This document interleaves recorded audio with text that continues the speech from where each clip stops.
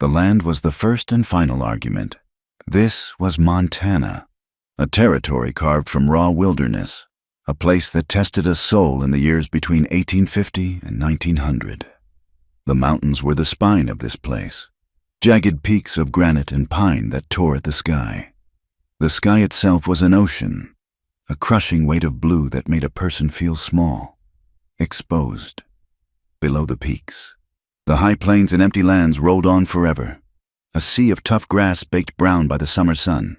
It was a country of extremes. The heat was a physical blow. The silence was a presence, a vast, ringing quiet broken only by the shriek of a hawk or the constant, weary voice of the wind. That wind smelled of dust, of cedar, and of the dry electric promise of distant lightning.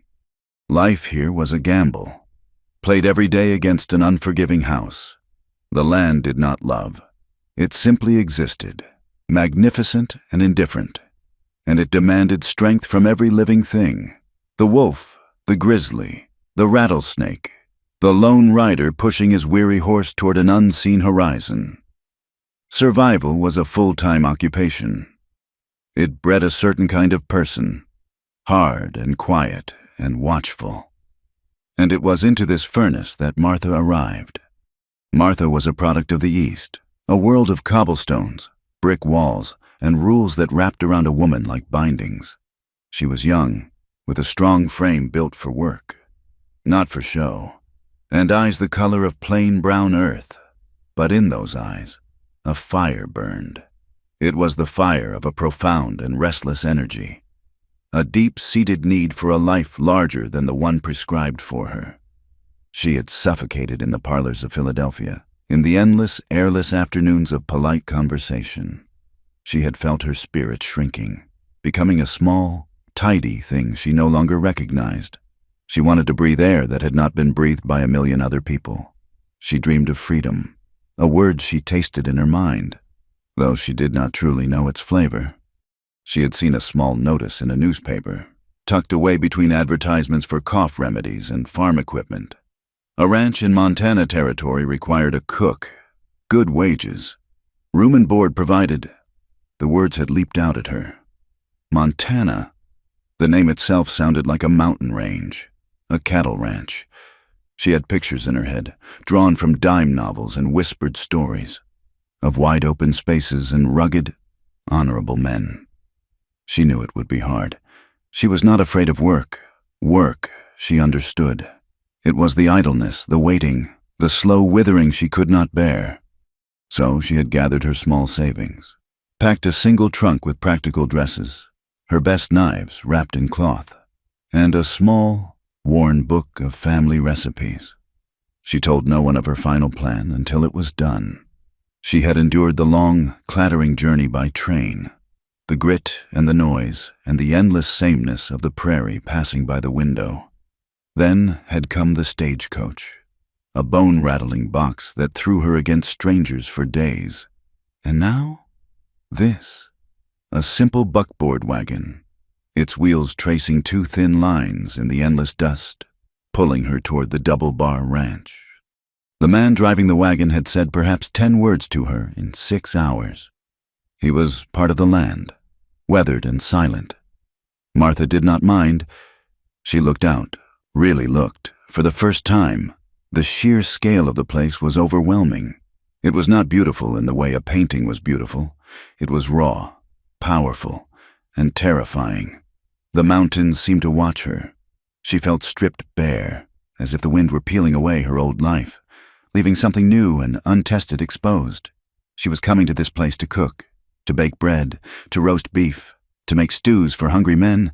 It was a simple job, a safe harbor she had chosen. She would be an island of domestic peace in this wild land. She held that thought close. It was her anchor.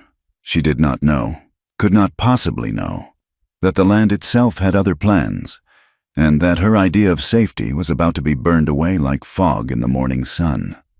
Miles away, high on a ridge that overlooked the valley, a man stood so still he seemed part of the rock.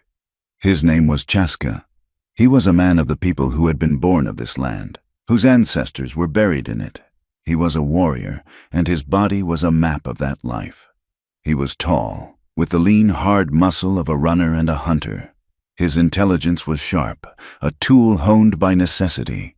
He was a man of deep and powerful independence. Yet he was bound by a duty that was more absolute than any chain. His life had one purpose, one great North Star to protect the lands of his people, to guard their freedom in a time when that freedom was evaporating like water on hot stone. He was a man of few words, because words seemed small against the backdrop of the mountains and the urgency of his task. He lived in a world of constant conflict, not just with the settlers who pushed deeper into the valleys, building their square houses and stringing their sharp wires, but with himself. He fought every day to maintain his control, to hold on to the dignity and the ways of his people. It was a lonely battle. The world was changing with the speed of a prairie fire, and he was trying to stand against the wind. He watched the wagon. It was a small, crawling insect in the vastness below. He had seen it for an hour, a plume of dust that signaled another arrival, another piece of the world he knew being chipped away. He did not see Martha. He saw the ranch it was bound for, the double bar.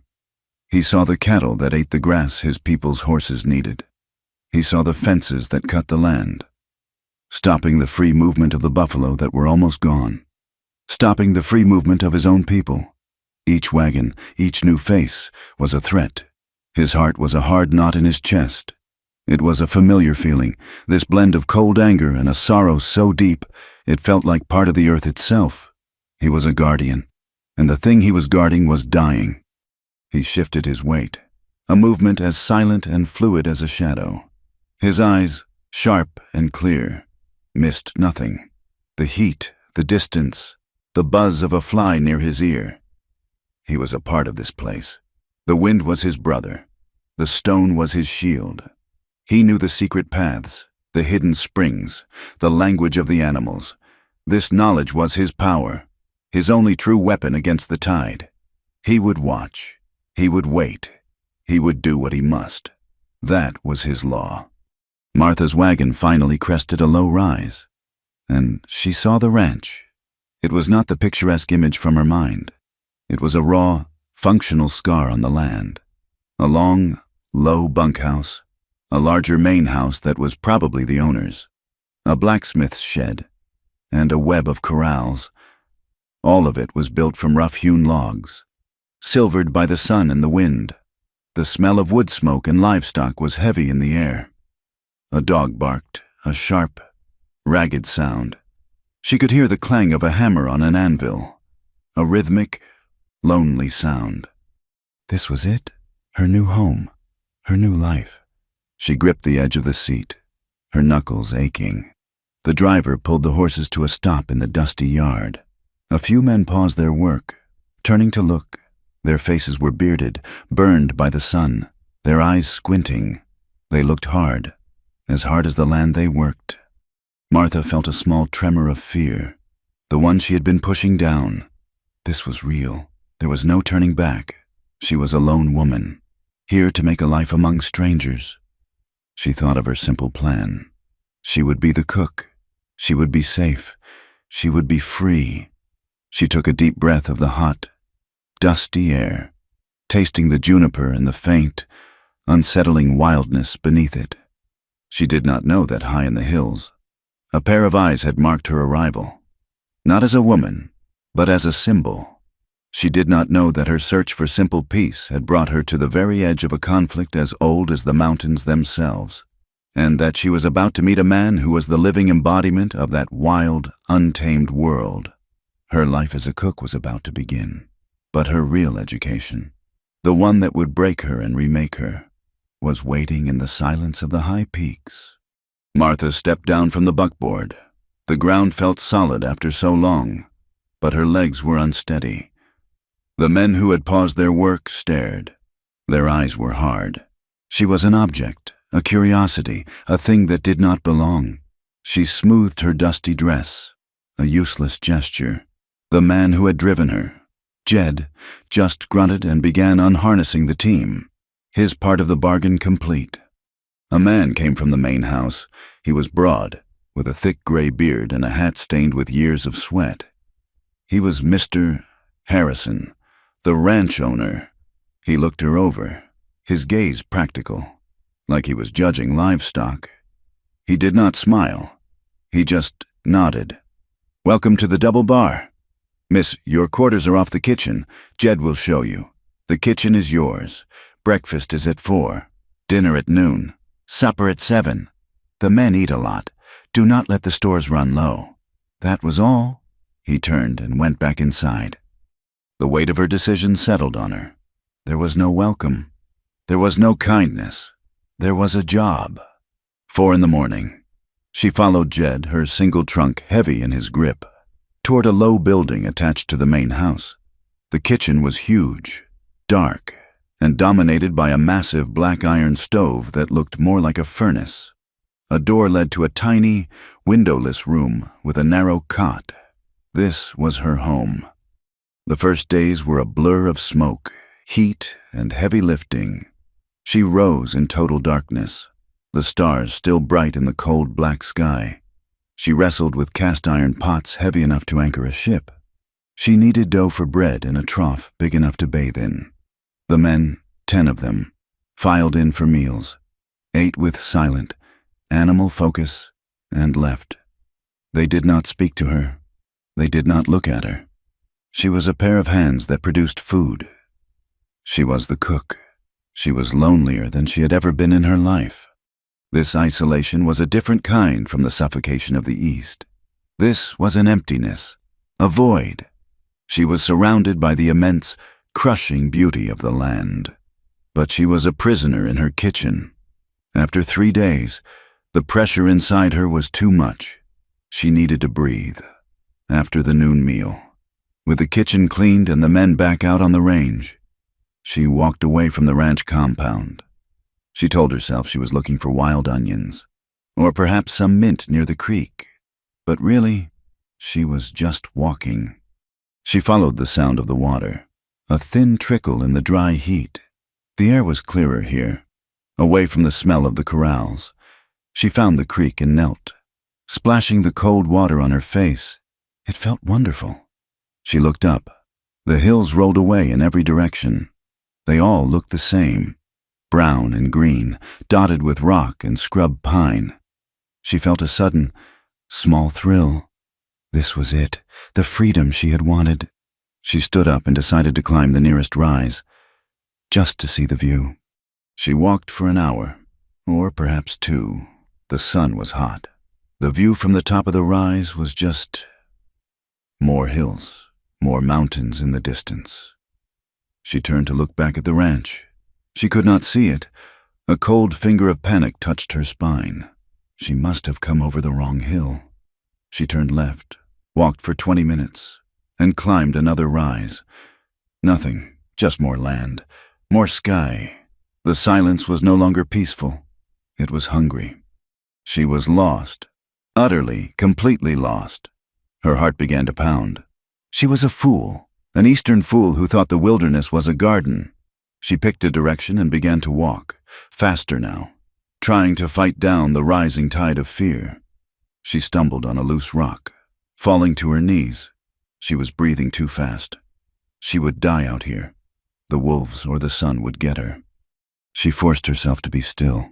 She closed her eyes. She needed to think. When she opened them, he was there. He was not 10 yards away, standing beside a tall ponderosa pine. He had made no sound. He was simply there, as if he had grown from the earth. He was tall, dressed in buckskin leggings and a simple cloth shirt. His black hair was long. He held a bow. He was an Indian. All the stories she had ever heard, the terrifying tales, rushed into her mind. She scrambled backward, pushing herself against the ground. He did not move. He just watched her. His face was still, his expression unreadable. But his eyes were the sharpest things she had ever seen. They seemed to see right through her fear, to the core of her. There was no malice in his gaze. There was nothing, just a deep, quiet intensity. She finally found her voice, a dry whisper. Please, I am lost."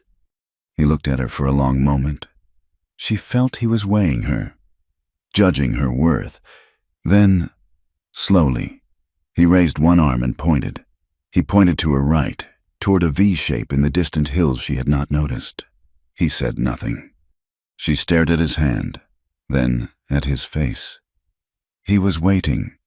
She pushed herself to her feet, brushing dirt from her skirt. "Thank you," she said. He did not nod. He did not acknowledge her thanks. He simply watched her. She felt a strange flush of anger. He was so arrogant, so silent. He made her feel small, but in a different way than the ranchmen did. They ignored her. This man saw her and seemed unimpressed. She turned and began walking in the direction he had pointed, her back stiff. She felt his eyes on her for a long time. When she finally dared to look back, he was gone. He had vanished as silently as he had appeared. It took her nearly an hour, but she found the creek again and followed it back to the ranch, her legs shaking with relief and something else, something she could not name. That night, she lay on her cot. The image of his face, his unblinking eyes, burned into her mind. His silence was louder than any shout. His stillness was more powerful than any threat. The next day, the world ended. She was outside, beating a rug. When the sound began, it was a low, rising thunder. Not a storm. It was high, thin, and terrifying. Yelling. From the corrals. One of the men shouted a single word, a word that froze her blood. "Riders." She looked to the north. A line of horsemen, perhaps 20, was pouring over the rise. They were riding hard, kicking up a plume of dust. They were not cowboys. She could see the pain on their bodies, the lances in their hands. The ranch exploded into chaos. Men ran for rifles. "Mister!" Harrison bellowed orders from the porch. The first shots cracked the air. Martha stood frozen, the rug beater still in her hand. One of the riders saw her. He broke from the main group and galloped directly at her, a hatchet raised in his hand. She screamed and ran. She did not run toward the house, where the fighting was. She ran the way she had gone yesterday. She ran toward the creek, toward the hills. She ran for her life. She could hear the horse behind her, the heavy, pounding hooves. She dove into a thicket of wild plum bushes, scratching her face and arms. The horse thundered past. She lay hidden, her breath sobbing in her chest. The air was full of smoke and screams. The gunfire was constant. She was terrified. She had to get away. She pushed out of the thicket and ran deeper into the wilderness. She did not know where she was going. She only knew she had to run from the fire and the noise. She ran until her lungs burned and her legs were jelly. She finally fell, tumbling down a loose scree slope, landing in a dusty heap at the bottom. She was miles from the ranch. She was lost again, but this time it was different. This time, she was being hunted. She heard a noise, horses, not from the ranch, from the hills above her. 2 of the riders had seen her. They were coming down the slope, picking their way carefully. She was trapped. She had no weapon. She had nowhere to run. She pressed herself against the rocks, trying to be invisible. It was useless. They had seen her. They reached the bottom and stopped, looking at her. They were young men, their faces grim, their eyes hot with the fight. They spoke to each other in a language she did not understand. One of them dismounted and started walking toward her. She looked for a rock, a stick, anything. There was nothing. This was it. This was where her foolish dream of freedom had brought her. A sound, like a hawk, his call, cut the air. Both men froze. They looked up. On the ridge above them, silhouetted against the bright blue sky, was a single rider. He was still as stone. It was him, the man from yesterday, Chaska. The 2 men shouted something at him. It sounded like a challenge, an insult. Chaska did not move. Then, in a blur, he raised his bow. An arrow appeared. It flew. The man walking toward Martha cried out and fell, an arrow in his chest. The second rider yelled in fury. He kicked his horse, charging up the slope toward Chaska, raising his rifle. Chaska was already moving. His own horse, a powerful Appaloosa, leaped down the slope, meeting the charge. They met in a crash of bodies. Chaska was off his horse, a knife in his hand. It was over in seconds. The second rider fell, and his horse ran off, wild with panic. Chaska stood over the fallen man, breathing hard. He was unmarked. He turned, his chest rising and falling. He looked at Martha. She was still pressed against the rock, shaking so hard her teeth chattered. He had just saved her life. He had just ended 2 others. He was terrifying. He was the most alive thing she had ever seen. He walked toward her. His face was dark, not with anger, but with a kind of deep, cold resolve. He still held the knife. She flinched. He stopped a few feet away. His eyes scanned her, from her torn dress to her scratched face. He saw her fear. He saw her weakness. His gaze was heavy, filled with a deep skepticism, a profound doubt. He did not see a woman. He saw a problem. He saw a piece of the world that had brought the fire and the death to his land. He finally spoke. His voice was low and rough, like stones grinding together. "You do not belong here," he said. Martha found her voice. It was small, but it was steady. She was tired of being afraid. She was tired of being weak. You saved me." His face did not change. He looked back toward the smoke that was still rising from the ranch. He looked at the bodies of the men he had just dispatched. He looked back at her.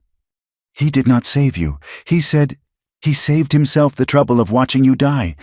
Now you are his trouble." He turned his back on her, walking to his horse. He whistled, and the horse came to him. He mounted in one fluid motion. He looked down at her. "The men who did this," he said, "they are not my people, but they are born of this land. They fight what you have brought. You are a child. You are weak. You will not survive this." Martha stood up, her legs trembling. She was angry. She was terrified. But she was also alive. She lifted her chin. "I am not weak." His lip curled, a tiny, fractional movement. It was not a smile. It was a sneer. He looked at her, truly looked, and for the first time, she thought he saw something beyond her dress and her skin. He saw the fire. He saw the stubbornness. He saw the same energy that had pushed her across a continent. He saw it, and he did not trust it. He believed she was a fragile thing from the East, a woman who would shatter at the first touch of the real, hard world. And she, in that moment, looked at him and saw a man as hard and unforgiving as the mountains. A man who judged her. A man who dismissed her purely because she was a woman, and a woman from a world he despised. The lines were drawn. They were alone. The ranch was burning. The wilderness was all around them. And they were tied together by an act of violence, bound by a mistrust as deep and as wide as the sky above them. He did not offer her a hand. He did not offer her a place on his horse. He simply stared down at her, his face a mask of stone, and nudged his horse forward with a press of his heels. He was leaving. For a second, Martha's feet were rooted to the ground. He would leave her. He would leave her out here to die. After all, the smoke from the ranch was a thick, oily plume against the sky. The silence of the hills rushed in, filled with terror. No, she would not be left. She scrambled, her torn skirt catching on the brush, and began to walk, then half jog, after him. She would not beg, but she would not be abandoned. She would follow. He did not look back. He simply set his horse to a steady walk, a pace just fast enough to make her work for it. They walked for hours. The sun was a hammer. Her shoes, the thin leather shoes of an Eastern woman, were never made for this. The soles were thin, and every rock was a fresh agony. Her feet began to blister, and then the blisters broke. She walked in a haze of pain. Her thirst was a living thing, a fire in her throat. She had run from the ranch with nothing. Still, she did not speak. She did not ask him to stop. She did not complain. She fixed her eyes on his back, on the fluid, easy way he sat his horse, and she put one foot in front of the other. It became a rhythm. Pain, dust, sun, his back. She poured all of her energy, all of her stubborn will, into that simple, agonizing act of following. She would not be weak. She would not prove him right. Chaska knew she was there. He could hear her ragged breathing. He could hear the scrape of her ruined shoes on the gravel. He was testing her. He was pushing her to see where she would break. He expected tears. He expected pleas. They did not come. He rode on, his face grim, but a tiny, unwilling flicker of curiosity had been lit. Late in the afternoon, when Martha thought she could not possibly take another step, that she would simply fall into the dust and let the land take her, he stopped. He had led them to a high-wooded canyon where a spring trickled from the rocks. He dismounted, not looking at her, and knelt by the water, drinking from his cupped hands. Martha stumbled forward and collapsed by the spring, pushing her face into the water, drinking so fast she choked. It was the best thing she had ever tasted.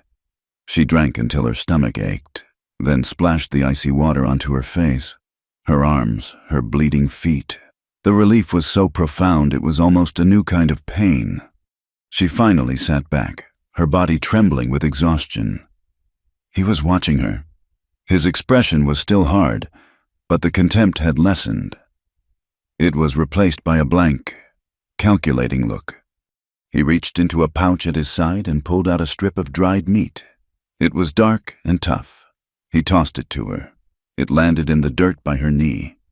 She looked at the jerky, then at him. He was eating his own piece, his jaw working steadily. She picked it up, wiped the dust from it, and bit down. It was tough as leather, salty and smoky. She had to tear at it with her teeth. It was the hardest meal she had ever eaten, and it was delicious. When she had finished, he stood up. "The ranch is gone," he said. His voice was flat. "The men who survived took the herd and the wagons east, toward the river. We find them." He was not asking. He was telling her. Her job, her simple, safe job, was gone, burned to the ground. The men had left. She was alone in this wilderness with a man who saw her as a burden. "Why?" she asked, her voice hoarse. "Why are you helping me?" Chaska turned his gaze to the high peaks, gold in the setting sun. "You are not my people," he said, "but you are a woman, alone. The men who did this, the ones who burned your ranch, they are my enemies too.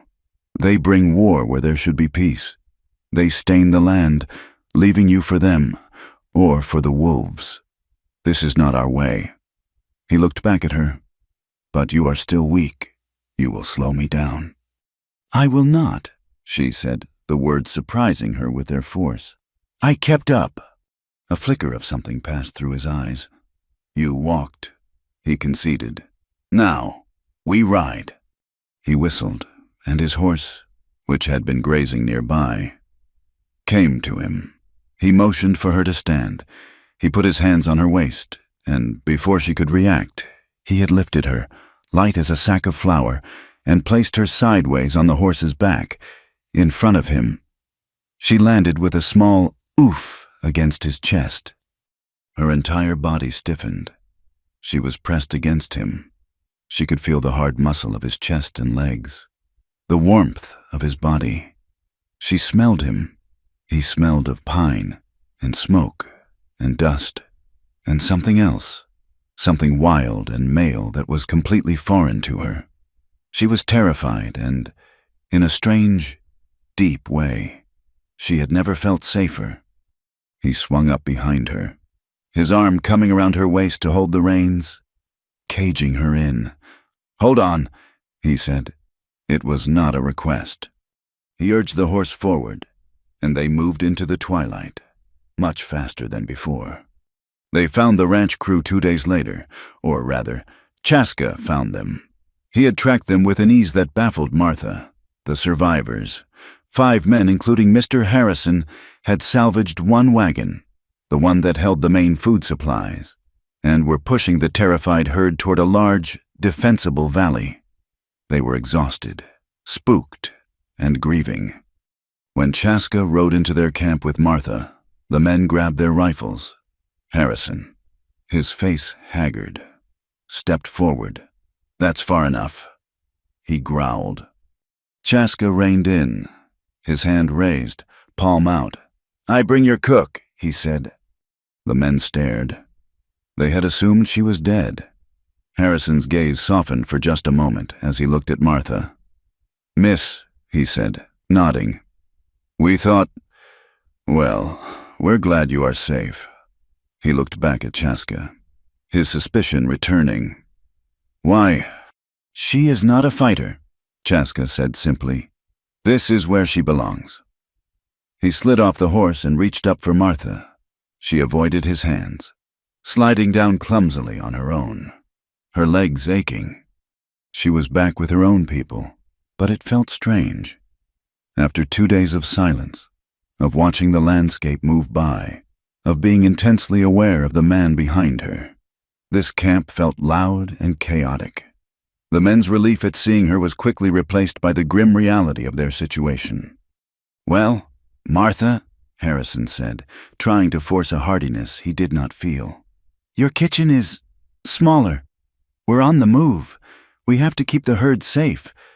We need you." Her world had been reduced to the back of a wagon and a patch of dirt. Her stove was now a pit in the ground. Her pantry was a few sacks of flour, beans, and salt. Her job was no longer just to cook. It was to perform a daily miracle, to make food out of nothing, in the wind, in the dust, while constantly on the move. She learned she had to. She baked bread in a heavy Dutch oven, burying it in coals. She learned to make stew from the stringy beef of a lost calf. She learned to guard her precious sack of coffee from moisture and mice. She learned to make her fire with wet wood, to keep it going in the rain, to scour her pots with sand and river water. Her hands, which had been soft, became raw, then blistered, then calloused. Her face burned red, then peeled, then burned a deep brown. Her dresses were torn and stained. She was tired, bone tired, every minute of every day. But she did not complain. She just worked. She cooked. She endured. And the men, who had first seen her as a useless ornament, began to respect her. Chaska was gone. He had vanished back into the hills as silently as he had come. But she knew he was out there. Sometimes, on a high ridge, she would see a lone rider, watching them. The men would grumble, nervous, but Martha felt a strange calm. He was not hunting them. He was watching. One evening, a week into their desperate trek, she was gathering brush for her fire. She reached down to grab a dry piece of wood and froze. A sound, a dry, buzzing rattle, came from the exact spot her hand had been about to touch. She did not scream. She did not move. She looked down, coiled in the dust. Less than a foot away was a rattlesnake, its head up, its tail a blur. One of the cowboys, a young man named Billy, saw her. "Don't move, miss," he whispered, his face pale, reaching slowly for the pistol at his hip. Martha's heart was a drum against her ribs, but her mind was clear. She had killed rats in the cellar in Philadelphia. This was just a bigger rat, a more dangerous one. She knew Billy was nervous. A shaky shot might miss, or might just make the snake strike. Her heavy iron skillet was on the wagon tailgate, 5 feet away. Slowly, deliberately, she moved her hand, not away from the snake, but to her side. She took 1 step back. The snake rattled louder, coiling tighter. "I got it, miss, I got it," Billy stammered, raising his gun. "No," Martha said, her voice low and even. "Do not shoot. You'll scatter the herd." In one swift, fluid motion, she lunged for the wagon, grabbed the skillet by its long handle, and brought it down on the snake with all her strength. There was a sickening crunch. She struck it again and again, her breath hissing between her teeth, until the rattling stopped and the creature was a ruined mess. She stood breathing heavily, the skillet still raised. The camp was silent. Billy stared, his gun halfway out of its holster. Harrison had his mouth open. From the edge of the trees, 30 yards away, a twig snapped. Chaska was there, on foot, leaning against a pine. He had been watching the entire time. He had not moved to help. He had been watching to see what she would do. He looked at the snake. He looked at the skillet in her hand. He looked at her face, streaked with dirt and sweat, her eyes blazing. He gave her a single, curt nod. It was a small thing, but it felt like a medal. It was the first time he had looked at her as an equal, as someone who belonged in this land. He turned and melted back into the shadows. Martha's knees suddenly felt weak. She let the skillet drop. She was starting to feel something for this man, this hard, silent, dangerous man. It was more than gratitude. It was a fearful, powerful pull. She was drawn to his strength, to his absolute harmony with this terrible, beautiful land. But she was afraid. She was afraid that to him, she would always be the creature he had to save, a part of the wildness he felt responsible for, no different from a lost calf or a broken bird. She did not know that he, too, was changing. He had watched her. He had seen her walk until her feet bled, without a word. He had seen her master the fire and the iron. He had just watched her kill a snake that would have made a grown man pause. This was not the weak, fragile creature he had first seen. This woman had a core of iron. She had a spirit as tough as the mountain juniper. It intrigued him. It challenged his deepest beliefs about her people. And, though he would have died before admitting it, he was beginning to feel a pull of his own. This woman, this Martha, was not weak. She was a survivor. And he was beginning to realize that he wanted to be near her, to see what she would do next. The herd was a river of horns and dust, a slow, weary river of animals. The men were ghosts, riding in a cloud of their own exhaustion. "Mister," Harrison pushed them hard, afraid to stay in one place for long, afraid of what was behind them. Martha's world was the wagon, the fire pit, and the endless ache in her bones. She had become a creature of pure function. She rose, she built her fire, she boiled coffee, she fried salt pork, she packed, she rode, she unpacked, she built another fire. She had not had a clean bath in weeks. She had not slept for more than 2 hours at a stretch. She was living on a raw, animal level. Chaska remained a shadow. He was not part of their group. He rode parallel to them. A mile off, a dark shape on a ridge. He was their unseen, unpaid, and deeply mistrusted guardian. The men watched for him. They talked about him in low voices. They did not understand his motives. They were grateful, and they were afraid. Martha did not speak of him, but she looked for him. Every morning, when the sky first turned from black to gray, she would scan the hills. When she saw him, a quiet, small part of her settled. It was a feeling she did not trust and did not examine. They were pushing through a thick, high forest of lodgepole pine, the air close and smelling of resin. The sky, visible in patches, had turned a sick, greenish yellow. Chaska had ridden in closer that afternoon, his face turned to the west. He spoke a single word to Harrison: storm. It came just before dusk. The air did not cool, it grew heavy, electric. A low, vibrating hum filled the world. Then the wind hit, a solid wall that tore through the trees. Branches snapped. The cattle bellowed, turning in on themselves, their eyes white. Then came the rain. It was not rain. It was a solid sheet of water, driven by a wind that screamed, hail the size of beans, then the size of marbles, followed. It struck the wagon roof like drum fire. The world dissolved into white, roaring chaos. The men were shouting, lost in the noise, trying to hold the terrified herd. Harrison yelled at Martha to stay with the wagon, to protect the supplies.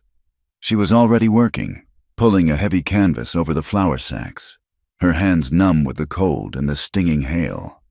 A massive pine, struck by lightning, exploded. It was not a crack, it was a bomb.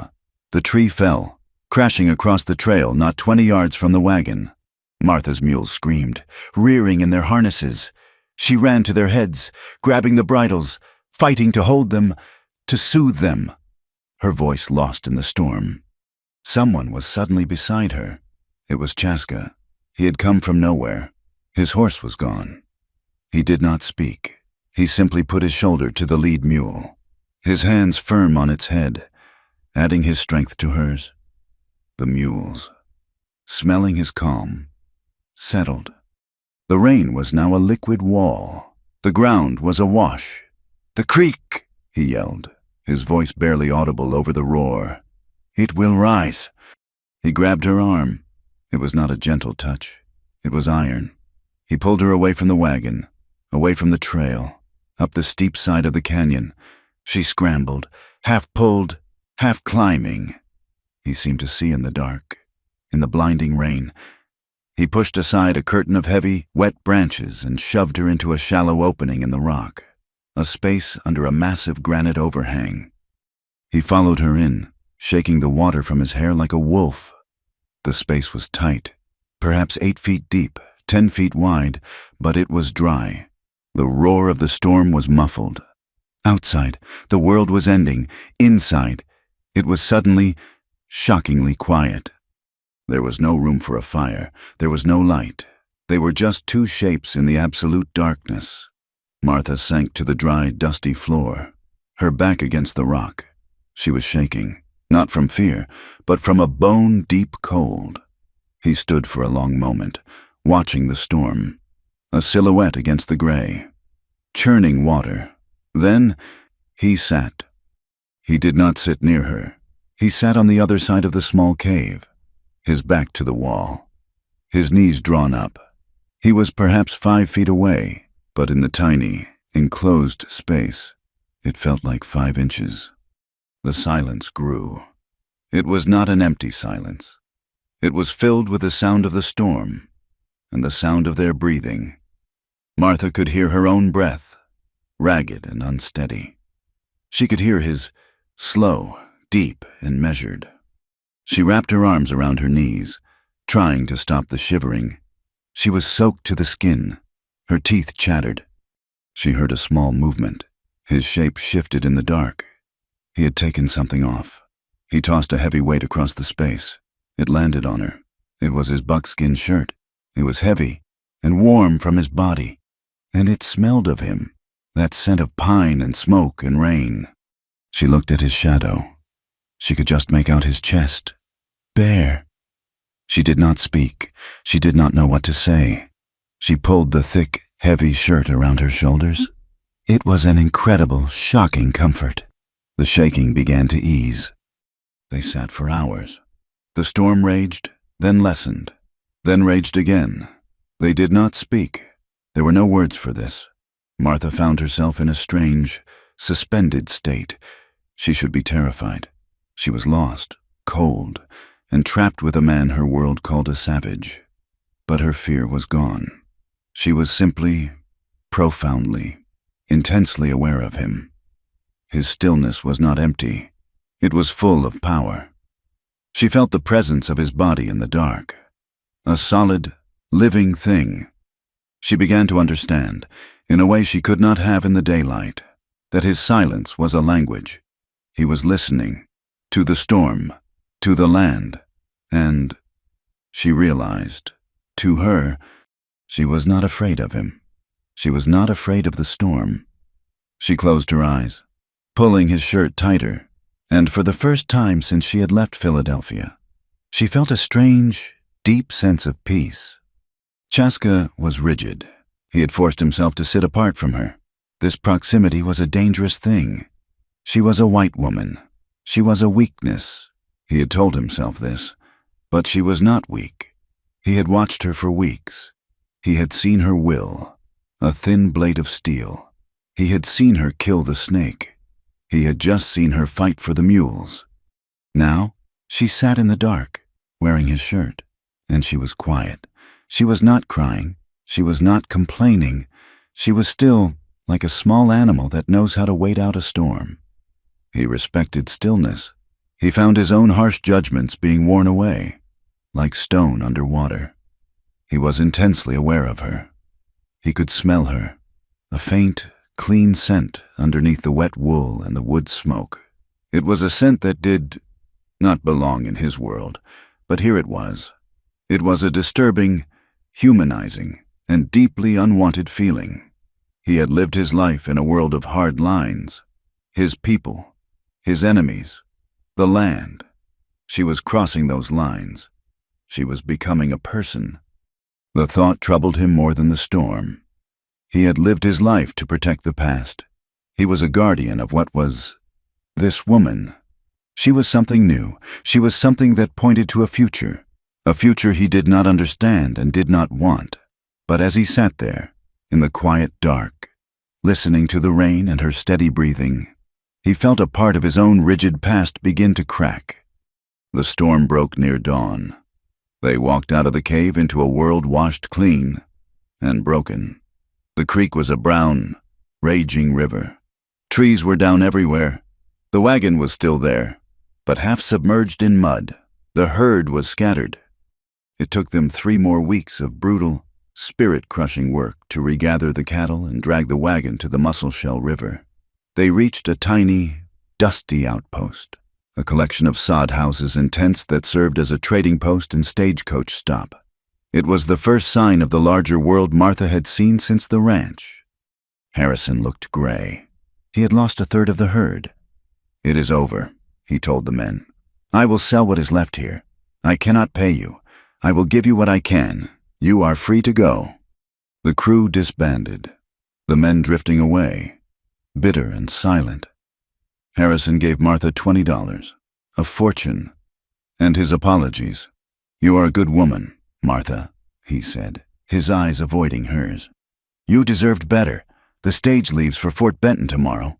From there, you can get back east." Back east. The words hung in the air. Philadelphia, parlors, cobblestones, a life she had run from.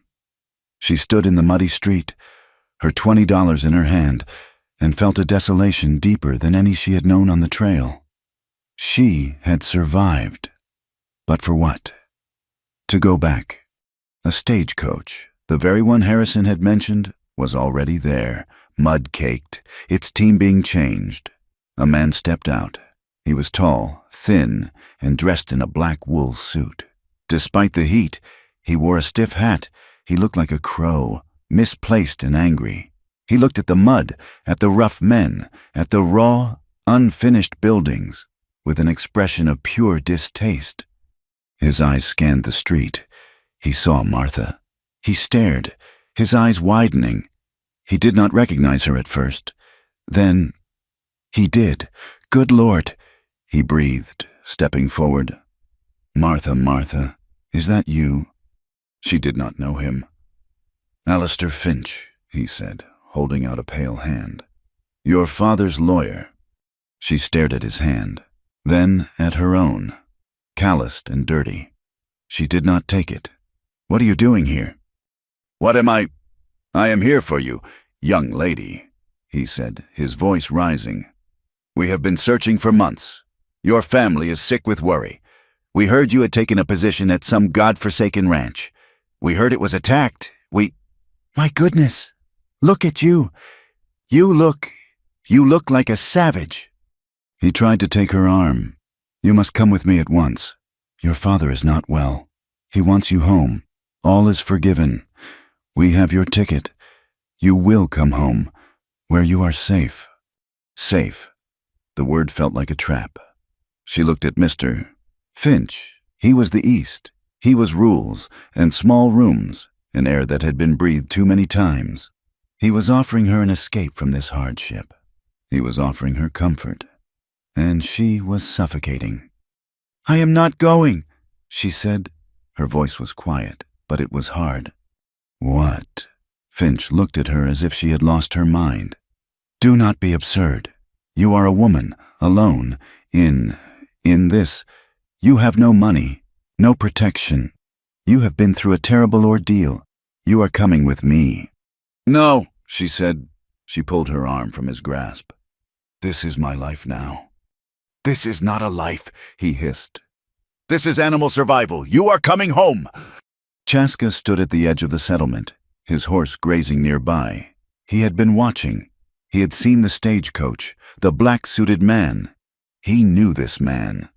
He was the world that came with paper, the world that fenced the land and killed the buffalo.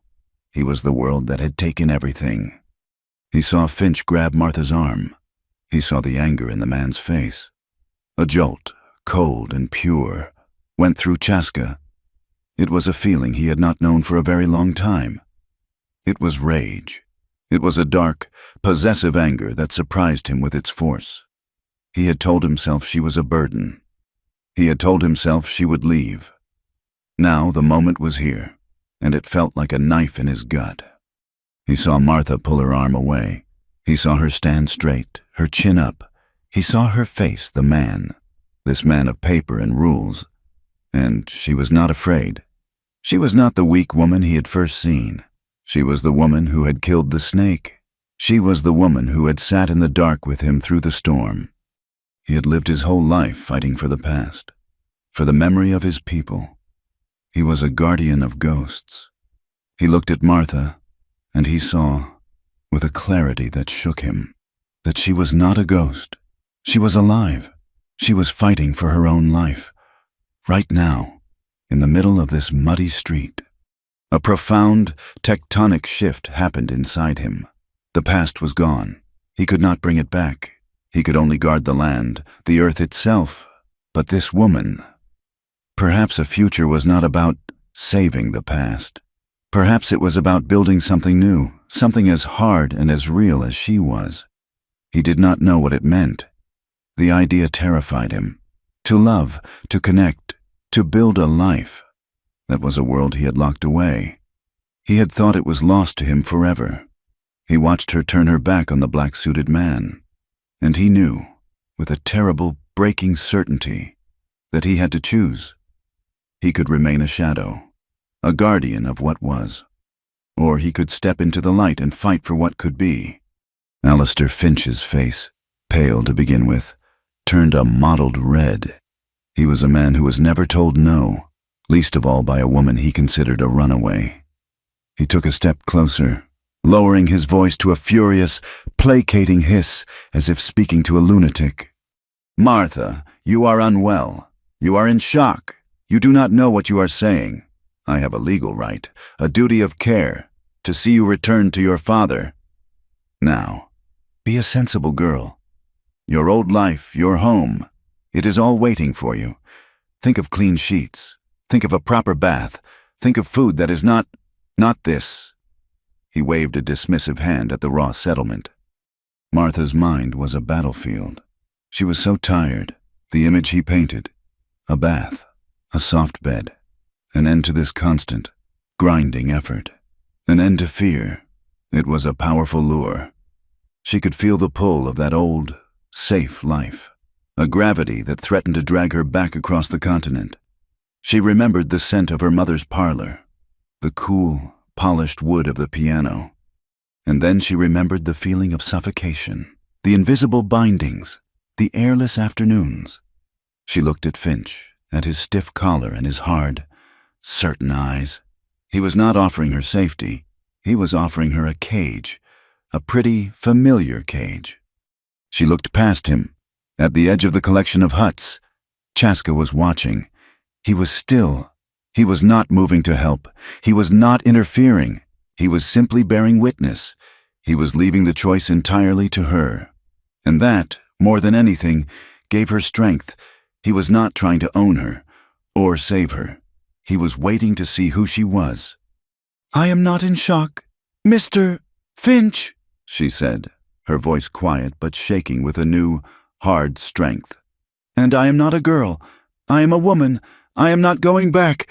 You have no right here. My duty is to myself." Finch's face hardened. The mask of civility dropped. "I see," he said, his voice like ice. "You have been corrupted by this place, by him." He cast a venomous look toward Chaska. "I had hoped to do this easily, but I have a responsibility." He raised his hand. Two men who had been standing by the stagecoach, rough-looking men in trail dust and store-bought coats, pushed themselves off the wall. They were not drivers.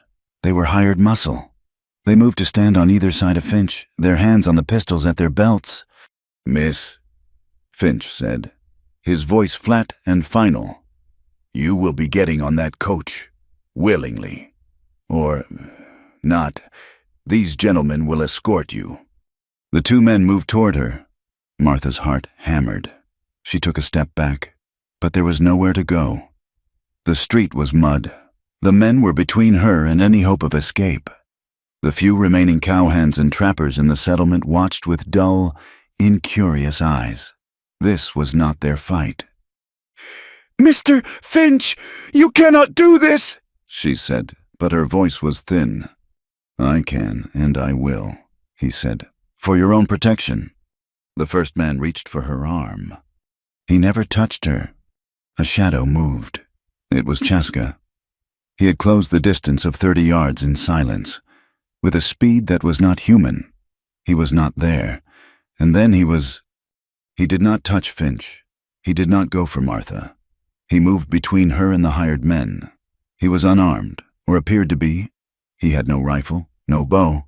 He simply stood, placing his body between her and them. The hired men stopped. They were big.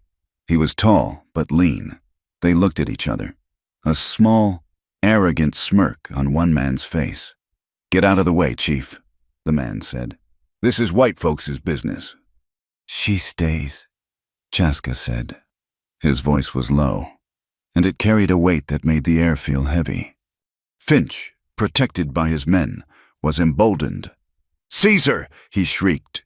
"And if this savage interferes, put him down." The first man lunged, shoving at Chaska's chest to push him aside, while the second man grabbed for Martha. The movement was too fast to follow. Chaska did not block the push.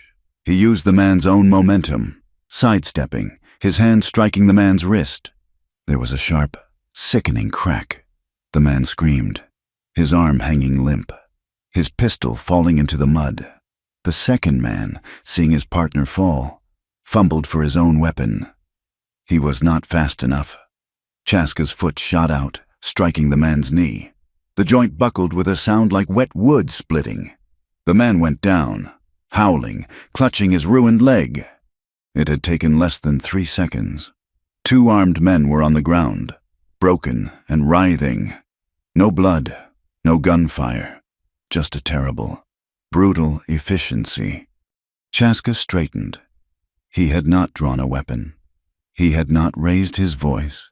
He simply stood, breathing slowly, his eyes fixed on Alistair Finch. Finch was frozen, his face the color of ash. His protection was gone. He was alone, in the mud, in front of a man who was the living embodiment of the wilderness he so despised.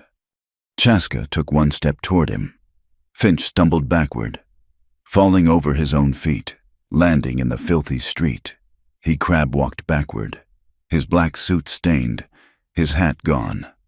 This is against the law," he sputtered. "I will have the army. I will have you hanged. This is kidnapping." Chaska looked down at him. The contempt in his eyes was a physical force. "Your law," he said, "is paper. Your words are wind. This is the land, and you are weak. She is not." He spoke the words with a finality that was absolute. He did not look at Finch again. He turned to Martha. She was trembling, her hand over her mouth. She had just seen him break 2 men for her. He was not her guardian. He was her champion. He did not speak. He just looked at her. He was asking the question again, but this time it was different. He was not a passive witness. He was an active participant. He had drawn a line in the mud. Now, she had to cross it. Her old life was there, sputtering and ruined in the mud, personified by Alistair Finch. Her new life was standing in front of her, silent, dangerous, and real. The choice was made. It had been made weeks ago, in a cave, in a storm, when she pulled his shirt around her. She walked past the groaning men. She walked past Alistair Finch. She walked to Chaska and stopped, standing in front of him. He held her gaze for a long second. Then he turned. He whistled. His Appaloosa, which had been standing patient, trotted to him. He swung up onto its back. He looked down at her. This time, he held out his hand. She took it. His grip was hard and warm. In one motion, he pulled her up, seating her in front of him. Just as he had done after the fire, she settled against his chest. His arm came around her. He did not need to hold the reins. He pressed his heels to the horse, and they rode out of the settlement, leaving the screams, the mud, and the man in the black suit behind. They rode for hours, into the high country. Neither of them spoke. The tension was a living thing, a third presence on the horse. Martha was vibrating. She had just committed an act that could never be undone. She had turned her back on her family, her world, her entire past. She had chosen this. She had chosen him. But what had she chosen? A life on the run. A man who was a stranger. A man who spoke in silence and acted with a swift, cold violence. Her fear was not for her safety. It was for her future. She had just staked her entire soul on this man, and she did not even know why he had done it. He finally stopped as the sun was bleeding into the western peaks. He chose a spot high on a ridge, a small, grassy clearing sheltered by tall pines. He dismounted, then reached up and lifted her down. His hands were gentle on her waist. He set about making a camp with an economy of motion she had come to admire. He did not build a fire. It was too dangerous. They would be hunted now. Finch would not give up. He would send the law, or what passed for it. He sat with his back to a pine, his rifle across his knees, watching the valley below as it sank into shadow. Martha sat opposite him, her arms wrapped around her own knees. The silence was immense. It was the same silence from the cave, but now it was filled with 1,000 unasked questions. She could not bear it. She had to know. "Why?" she asked. Her voice was a small, thin sound in the vast twilight. He did not move. He did not look at her. He continued to scan the valley. "Why did you do that?" He was quiet for so long she thought he would not answer. "He was a weak man," he said at last. "He was not weak. He had men. He had the law. He was right. I was his responsibility." "He was weak," Chaska said again, his voice flat. "He uses paper. He uses hired men. He does not see. He tried to put bindings on you." "And you," she whispered. "What did you do? What does this mean?" He finally turned his head. He looked at her. His face was in shadow, but she could feel the intensity of his gaze, a physical touch. He had lived his life by a code. He had lived for his ancestors, for his land, for a past that was turning to dust. He had just broken that code. He had acted for himself, for her. He was a man who did not know how to speak of such things. The words were new in his mouth, foreign and hard. "You were leaving," he said. It was not an accusation. It was a simple statement of what he had seen. "I had nowhere else to go," she said, her voice breaking. "My old life, I cannot go back. But what life is this hiding in the hills being hunted? What do you want from me?" He looked away, back to the valley. She could see the struggle in the set of his shoulders. He was a man fighting a war with himself, the war between the man he had been, the guardian, and the man he was becoming. He turned back to her. This time, his eyes met hers fully, in the deep, dying light. She saw something she had never seen there before. Not anger, not pity, not even respect. It was something raw, a need, a terrible, profound vulnerability that was more powerful than all his strength. He had made his choice, and it had cost him. He had stepped out of the shadows. "I watched you," he said, his voice so low she had to lean forward to hear it. "I watched you walk. I watched you kill the snake. I watched you stand against him." He paused, and the silence was absolute. "I wanted you to be my woman." The words landed. They were not a question. They were not a romantic plea. They was a confession, a statement of a truth as bare and as hard as the granite rock they were leaning on. It was the most honest thing anyone had ever said to her. It was a claiming. It was a raw admission of want from a man who had built his entire life on denying it. Martha's breath caught in her chest. The fear, the doubt, the loneliness of the past months. It all crystallized and then shattered. He was not offering her safety. He was not offering her a home.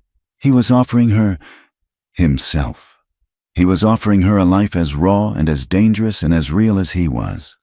She did not answer. She did not have to. He had spoken. He had laid his truth at her feet. And she, in her silence, had accepted it. The bond between them was sealed. It was not a bond of law, or paper, or even of soft words. It was a bond of iron, forged in fire and violence, and it was the strongest thing she had ever known. The words hung in the cold, pre-dawn air. "I wanted you to be my woman." Martha had not slept. She had sat in the dark, his buckskin shirt still wrapped around her, the man who had spoken those words a few feet away. A still, watchful shadow. He had not moved, his rifle across his knees, his gaze fixed on the valley. He had laid his heart bare, in the only way he knew how, and now he was guarding it. He was guarding her. His confession was not a soft, Eastern declaration of love. It was a statement of fact, as elemental as the rock beneath them. It was a claiming, and in the long, silent hours of the night, she had claimed him back. She had no words to match his. She had only her presence. She had not flinched. She had not turned away. She had stayed. When the first sick gray light of dawn touched the high peaks, Chaska rose. He moved like a shadow. Not a sound. He did not speak. He did not need to. The intimacy of the night before was a palpable, living thing between them. It was a fragile, new bond, and it was about to be tested. He put his hand on her shoulder and pointed, not down into the valley, but to the east, along the ridge. "They are coming," he said. His voice was flat. Martha's heart leaped. She strained her eyes. She saw nothing but rocks and pines. "How do you know?" "The birds," he said. "They are silent. They should be singing." He was already moving, his actions economical and precise. He was not running. He was preparing. "They will not come from the valley. They know we'd watch. They will follow the high ground. Finch will have a tracker." He grabbed her hand. "We move. Stay low. Do not step on dry branches." He led her, not down, but further up, into a jagged tumble of granite boulders, a place where the mountain had broken, creating a natural fortress. It was a dead end, a small, high plateau, no bigger than a room, with a sheer drop on one side and a narrow, defensible entrance. "We stop here," he said. "We are trapped," she whispered, her voice tight with a new, cold fear. "To run is to be hunted," Chaska said. He checked his rifle. A Winchester. He had a pistol. And his knife. He was heavily outgunned. "Here, they must come to us, one at a time." He looked at her. "Stay against the back wall. No matter what you hear, stay down." He handed her his knife, the long, heavy blade. She looked at it, then at him. I cannot." "You can," he said, his voice hard. "If they pass me, you will use it. You will not be taken." The words struck her with the force of a blow. He was not speaking of her capture. He was speaking of her death. He was giving her the final, terrible choice: freedom or nothing. She took the knife. The handle was warm from his grip. They heard the scrape of a boot on rock. Then a voice, Alistair Finch's voice, high and reedy with triumph. "He is in there, I know it, Marshal. He has trapped himself." Another voice, deeper, heavier with authority. "Mr. Chaska, this is United States Marshal Davies. I have a warrant for your arrest, for assault, and for the abduction of Miss Martha. Come out with your hands in the air. The woman is to be released, unharmed." Abduction. The word was a lie, a piece of paper Finch was using as a weapon. Chaska did not answer. He was a statue, pressed against the rock at the narrow entrance, his rifle ready. "Ma'am," the marshal's voice called out. "Miss Martha, can you hear me? Are you in there? Are you being held against your will?" This was it. This was the true choice. The law, her world, was calling for her. They were offering her a way out. All she had to do was walk out and say she was a victim. Chaska would be hanged, but she would be safe. She looked at Chaska. He was not looking at her. His gaze was fixed on the entrance. He was leaving the choice to her. Again. But this time, the cost was his life. Martha stood up. Her voice, when it came, was not a whisper. It was a shout, raw and clear, echoing off the rocks. "Marshal, I am not being held. I am here by my own choice." There was a stunned silence. Finch's voice exploded in a shriek. "She is lying. He has bewitched her. He has threatened her, Marshal. Do your duty." "Ma'am, I do not think you understand the situation." Marshal Davies called, his voice harder now. "You are consorting with a known fugitive. That is a crime. Come out now, and I will speak for you." "He is not a fugitive," Martha shouted back, her fear replaced by a towering, cold rage. "He protected me, the men you are with. He is the one who assaulted me. He tried to take me by force." "That is a lie," Finch screamed. "A slander, Marshal. She has lost her mind. She is a savage's woman now. You must retrieve her. Open fire."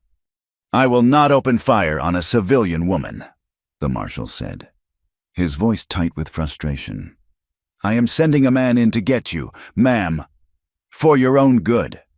"Stay back," Martha yelled. "He will not harm you if you stay back." "That is enough," the Marshal said. "We are coming in." A man, one of the posse, appeared at the narrow entrance. He was holding a rifle, his face set.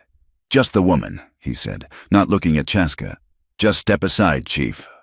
Chaska did not move. The man took one more step. Chaska's rifle fired. The sound was deafening in the enclosed space. The man cried out, not in pain but in surprise, as the rifle was shot from his hands, his fingers stinging. He stumbled back, unarmed. "The next shot will not be a warning," Chaska's voice boomed, a low, powerful sound. "Fire!" Finch screamed. "Fire! You fools! He is a killer!"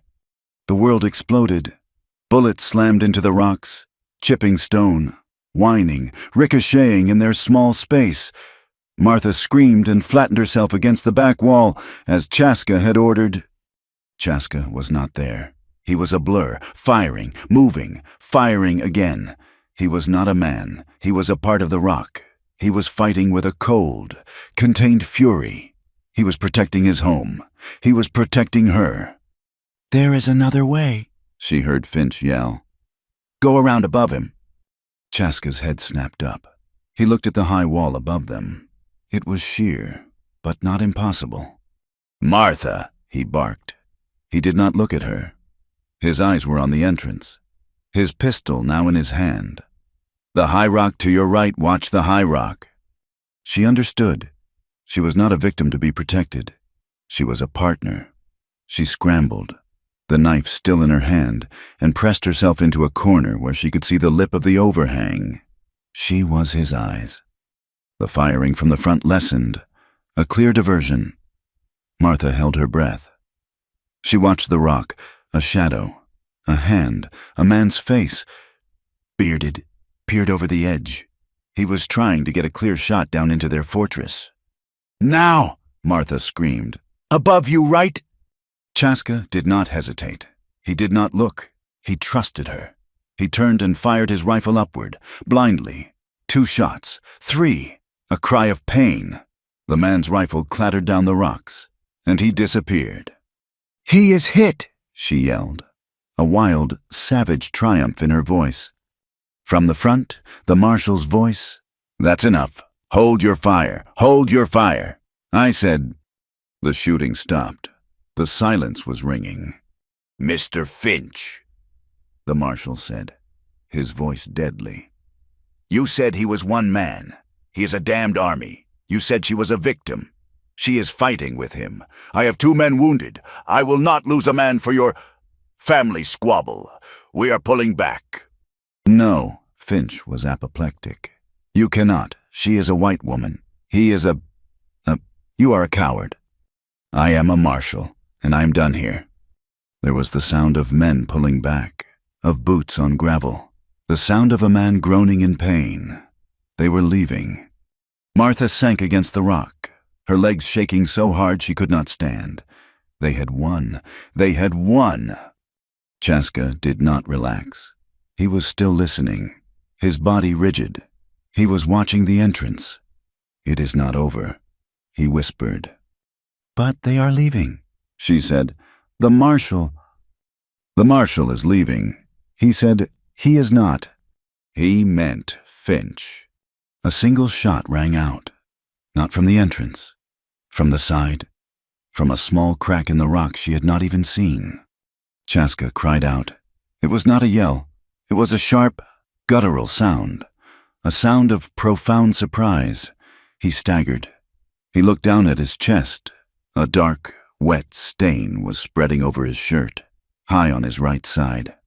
He fired his pistol into the crack in the rock. There was a scream, a thin, reedy sound, and the sound of a body falling. "Finch!" Chaska stayed on his feet for a long second. He looked at Martha. His face was not in pain. It was surprised. He had guarded against the posse. He had not seen the snake in the grass. He fell. He did not collapse. He simply folded, his back sliding down the rock, until he was sitting, his rifle clattering from his grasp. "Chaska!" she screamed. She scrambled to him, the knife falling from her hand. He was pale, his skin turning a waxy gray. The blood was pumping from the wound. Too much, too fast. "You are safe," he whispered. His eyes were already losing focus. He was looking at her, but he was seeing something else. "No," she said, her voice a desperate, animal sob. "No, you cannot leave me." She pressed her hands to the wound, but the blood, his life, ran hot between her fingers. She looked at him, this man who was her entire world, this man who was the rock and the mountain and the pine, and he was dying, she realized, in that moment of absolute, searing clarity, that her love for him was not a feeling. It was not a choice. It was her. It was the only thing that mattered. It was her strength, and she would not let him go. She had to save him. She had to fight. He had fought for her freedom. Now, she would fight for his life. She ripped a strip from her petticoat, her hands no longer shaking. They were a cook's hands. They were a survivor's hands. They were strong. "You will not die," she said. Not to him, but to the land, to the sky, to whatever God was listening. "I will not let you." The world narrowed to the sound of Chaska's breathing, a ragged, wet sound that tore at Martha's soul. The shot had come from the crack in the rocks, a coward's shot, and Alistair Finch's dying scream was still echoing in the high canyon. But he had left his mark. The victory was poison. "Chaska!" she said, her voice low and fierce. She pressed the wadded strip of her petticoat against the wound. It was high on his right side, near the shoulder, but the blood was dark and heavy, and there was too much of it. It soaked the cloth instantly. He looked at her. His eyes were filmed with pain, but he was still there. He was fighting. "Finch," he whispered. "He is gone," she said, her voice shaking. "I heard him fall. He is gone. Now it is just us." She tore another strip of cloth, thicker this time, and packed it against the first. She had to stop the bleeding. She had seen men bleed on the ranch. A cut from a bad branding, a fall from a horse. She had never seen this. This was a hole, a terrible, final hole. "You have to get up," she said. She was not asking. She was commanding. "You have to help me. I cannot carry you." He tried. He gritted his teeth, his hand going to the rock, and he pushed. A low, terrible sound tore from his throat, and he slumped back, his head lolling. His eyes closed.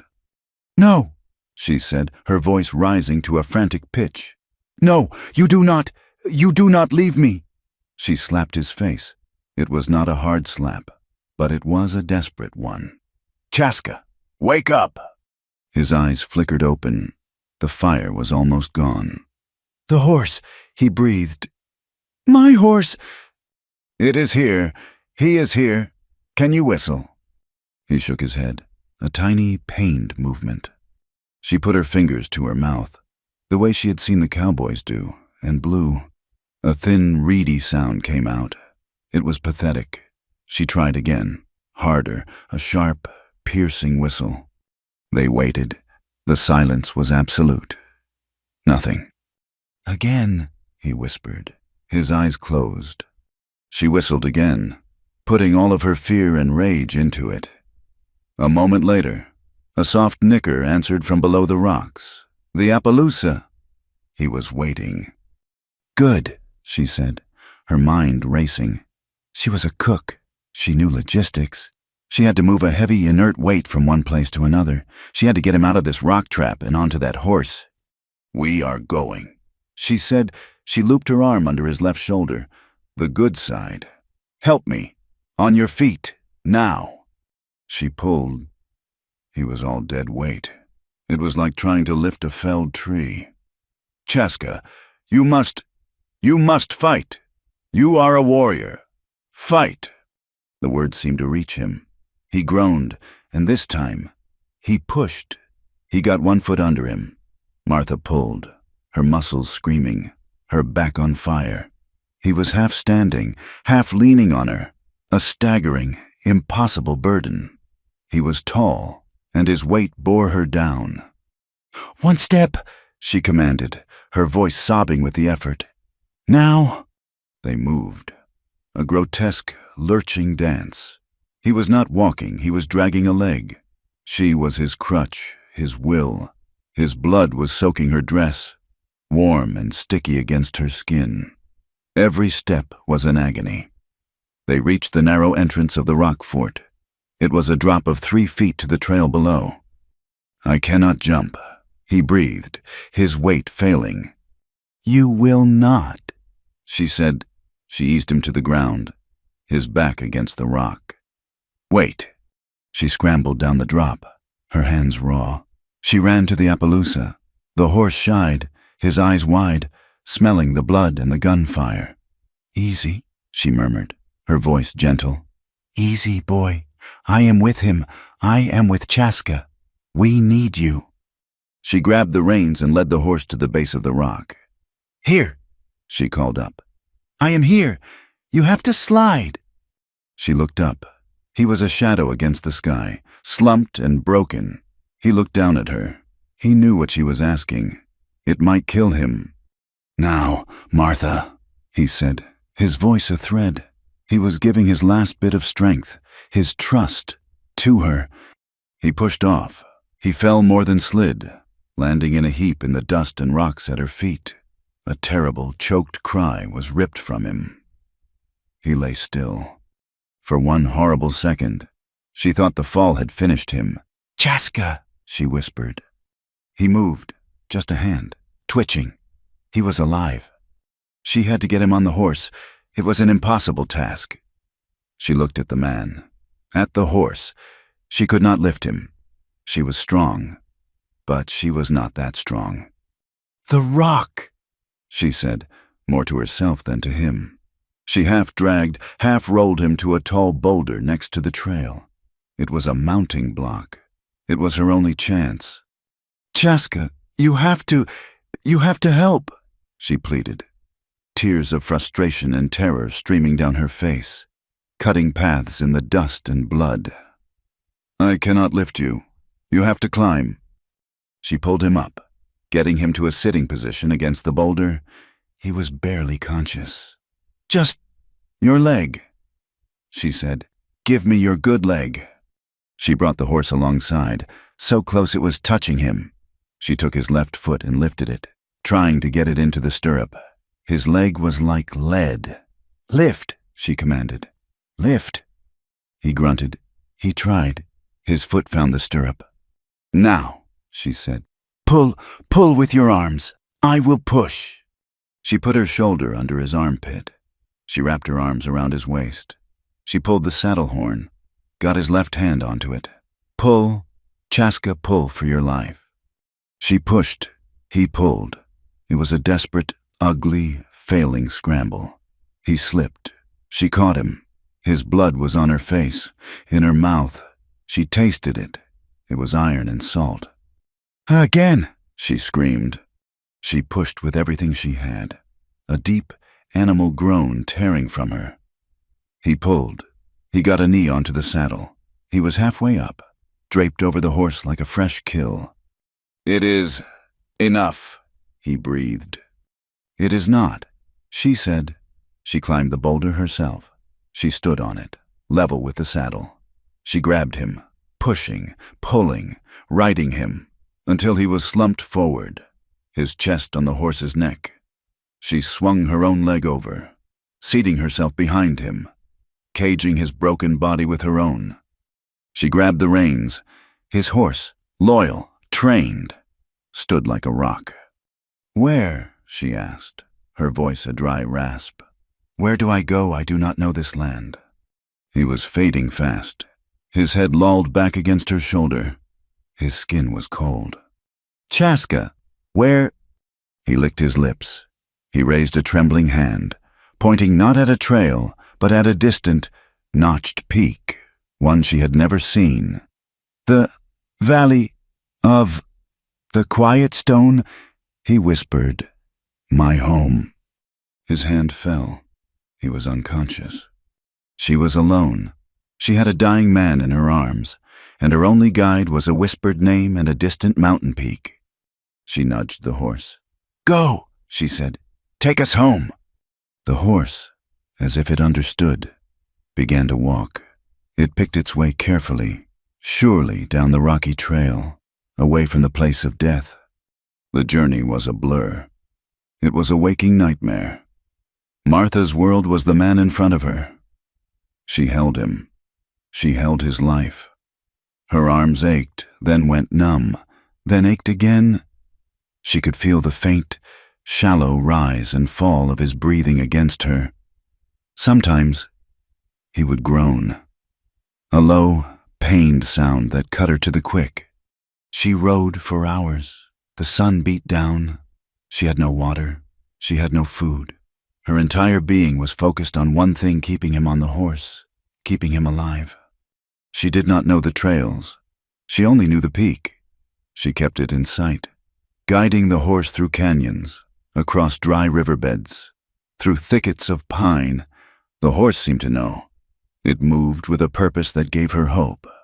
Late in the afternoon, when she thought she could go no further, that she would fall from the horse and they would both die there, the horse turned into a canyon she had not seen. It was a crack in the rock, hidden by a curtain of ancient junipers. The trail inside was narrow, and it opened into a place of impossible, secret beauty. It was a small, high valley, no more than a mile long, with a floor of green grass and a stream of clear, cold water. At the far end, tucked under the cliff, was a small lodge, built of stone and timber. It was hidden. It was safe. It was home. She rode to the lodge. She slid off the horse. her legs collapsing under her. She had no strength left. She lay on the grass for a long moment, the earth cool beneath her. But Chaska was still on the horse. He was still bleeding. She forced herself up. She pulled him from the saddle. He fell into her arms, a dead weight. She dragged him, inch by painful inch, across the grass and into the lodge. Inside, it was cool and dark. It was one room, clean, smelling of pine and herbs. There were furs on a raised bed, a stone hearth. It was his place. She dragged him to the furs and laid him down. He was so pale. His breathing was so shallow. She had gotten him to safety, but the battle was not over. The wound was still bleeding. The fever was already beginning, a faint, dry heat on his skin. She had saved him from the mountain. Now she had to save him from himself, from the death that was inside him. Her love had been tested by violence. Now, it would be tested by the long, quiet fight against the dark. The lodge was a pocket of silence. Outside, the wind whispered through the high pines. But inside, the thick stone walls held a stillness, broken only by the sound of Chaska's ragged, shallow breathing. Martha moved. Exhaustion was a poison in her limbs, a heavy, dull ache, but she ignored it. To rest was to let him die. She laid him flat on the bed of furs. His face was waxy, his skin already cooling, clammy to the touch. The makeshift bandage on his chest was a sodden, dark red ruin. She had to stop the bleeding, and she had to clean the wound. First, fire. She looked at the stone hearth. It was clean, laid with dry tinder, a small stack of wood beside it. He had left it ready. She found his flint and steel in a pouch on the wall. Her hands were shaking so badly she could barely strike a spark. She closed her eyes. She pictured the kitchen stove. She thought of the wind on the prairie. She was a survivor. Her hands steadied. She struck the steel. A spark caught. She blew on it, gently, patiently, until a small, welcome flame licked at the tinder. She added wood, fire. It was life. Next, water. She took a skin pouch from the wall and ran to the stream. The water was fast and so cold it hurt her hands. She filled the skin and ran back. She found a small iron pot near the hearth. She filled it and set it in the flames to boil. Now, the wound. She knelt beside him. She had to see it. She took his knife, the one he had given her, and with a hand that did not tremble, she cut away the bloody, stiff buckskin of his shirt. The wound was ugly. It was a ragged hole. High on his chest, near the collarbone, it was still weeping blood. She pressed her hand against it. Hard. He did not move. He was too far gone. The bullet, was it still in him? She felt gently around the wound. She could not tell. She looked at his back. There was no exit. It was inside him. It had to come out. She looked at the knife in her hand. She looked at the fire. She thought of her father's kitchen, of the butcher cleaning a chicken. She was a cook. She knew how to handle a blade. She held the knife in the fire until the tip glowed red. She took a deep breath. She pressed the hot blade to the edges of the wound. The smell of seared flesh filled the small lodge. He did not cry out. He only shuddered. A deep, convulsive movement, and a low sound escaped his lips. She had stopped the bleeding, but the bullet was still there. A piece of lead, a piece of Finch's poison, buried deep in his strength. She had to probe for it. She had no tools, only her fingers. She washed her hands in the boiling water, scrubbing them with a harsh soap she found. She knelt again.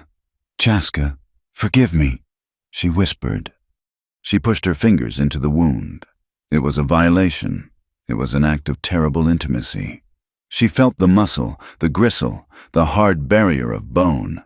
He groaned, a sound from deep in his chest, and his body arched in a silent scream, even in his unconsciousness. Tears streamed down her face, but she did not stop. She had to find it.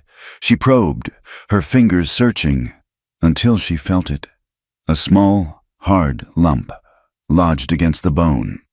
She could not get it. Her fingers were not strong enough. She looked around the lodge. Frantic, she saw his pouches, his tools.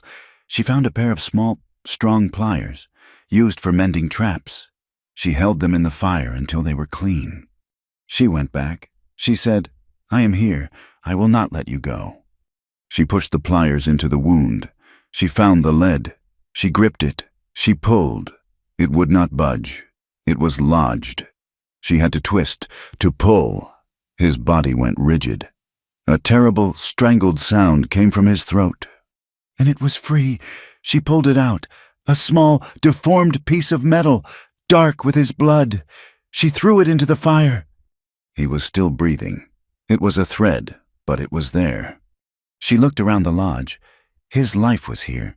He was a man who lived prepared. On a shelf, there were small, dried bundles, herbs.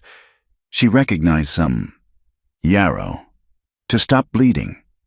Willow bark, for fever. She crushed the yarrow in a plant she did not know. A broad, fuzzy leaf in her hands. She packed the green on fragrant mash into the wound. She bound it tightly with the last clean strips of her clothing. She had done all she could. The rest was up to the fever.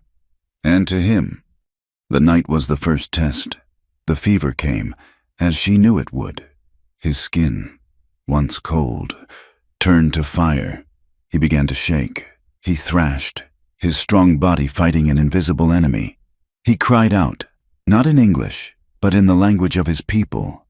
It was a torrent of words, fast and angry, then soft and grieving. He was reliving the fight. He was reliving the loss of his lands. He was seeing ghosts. Martha did not sleep. She sat beside him. She was his anchor. She dipped cloths in the cold stream water and bathed his face, his chest. She held his hand. She spoke to him. She said, "I am Martha. I am here. You are not alone. You are in the valley of the quiet stone. You are home. Come back to me." He did not hear her. He was burning. He was fighting for his life in a world of shadows. For 2 days, he did not wake. He was in the fire. Martha became a machine. She kept the fire in the hearth going. She boiled water. She hunted in his lodge for food. She found dried meat, tough as wood, and a small sack of cornmeal. She made a thin broth. She made a thin gruel. She made a thin, weak porridge. She would lift his head that was so heavy, and force the water between his cracked lips. He would choke, but he would swallow. She kept him alive, drop by drop. On the 3rd night, the fever reached its crisis. He was rigid, his body arched, a fine tremor running through him. His breathing was so shallow she could barely see his chest move. She thought he was gone. She put her head to his chest and heard the faint, fluttering beat of his heart. It was the sound of a trapped bird. This was the end. He was dying. She lay down beside him on the furs. She did not cry. She was beyond tears. She put her arms around him, holding his hot, trembling body against hers. She said, "You cannot go. You are a warrior. You are the mountain. You are the stone. You told me I was weak. Look at me. I am strong. Stay with me. Be my strength. I have never asked for anything. I am asking you. Stay." She spoke for hours. She told him about Philadelphia. She told him about the airless rooms, the silent afternoons. She told him about her dream of freedom. She told him about the first time she saw him, by the pine tree. She told him he was the first real thing she had ever seen. She talked until her voice was a raw whisper. She held him. She willed her life into him. She would not let him go. She did not know when she fell asleep. She woke with a start. The lodge was cold. The fire was embers. And the silence was different. It was not the silence of fever. It was the silence of peace. She looked at him. His face was pale, bathed in a film of sweat. He was not burning. The fever had broken. He was still. His eyes were open. He was looking at her. He was weak, so weak, but he was there. The fire was gone. He was himself. "Martha," he whispered. His voice was a dry scratch. She sobbed. It was a single, tearing sound. She scrambled up, her hands going to his face. "You are back," she said. "You are back." "Water," he said. She brought him the skin. She lifted his head gently, and he drank. He drank for a long time. He sighed and lay back. His eyes never left her face. He looked at her torn, blood-stained dress, at her face, streaked with soot and tears, at her matted hair. He raised his hand, his good hand, slowly, with great effort. He touched her cheek. "You fought," he said. "We fought," she said, her voice thick. "You are not an easy patient." A faint, tiny spark lit his eyes. It was the humor she had seen so rarely. "You are a bad nurse," he whispered. "You are too loud." She laughed, a sound that was half a sob. She laid her cheek against his hand. "Rest," she said. "I will make you broth." The healing was slow. It was a new kind of battle. He was a man of action, of strength, and he was now as weak as a newborn. He was completely dependent on her. She hunted for him, finding the snares he had set, and she was clumsy. But she learned.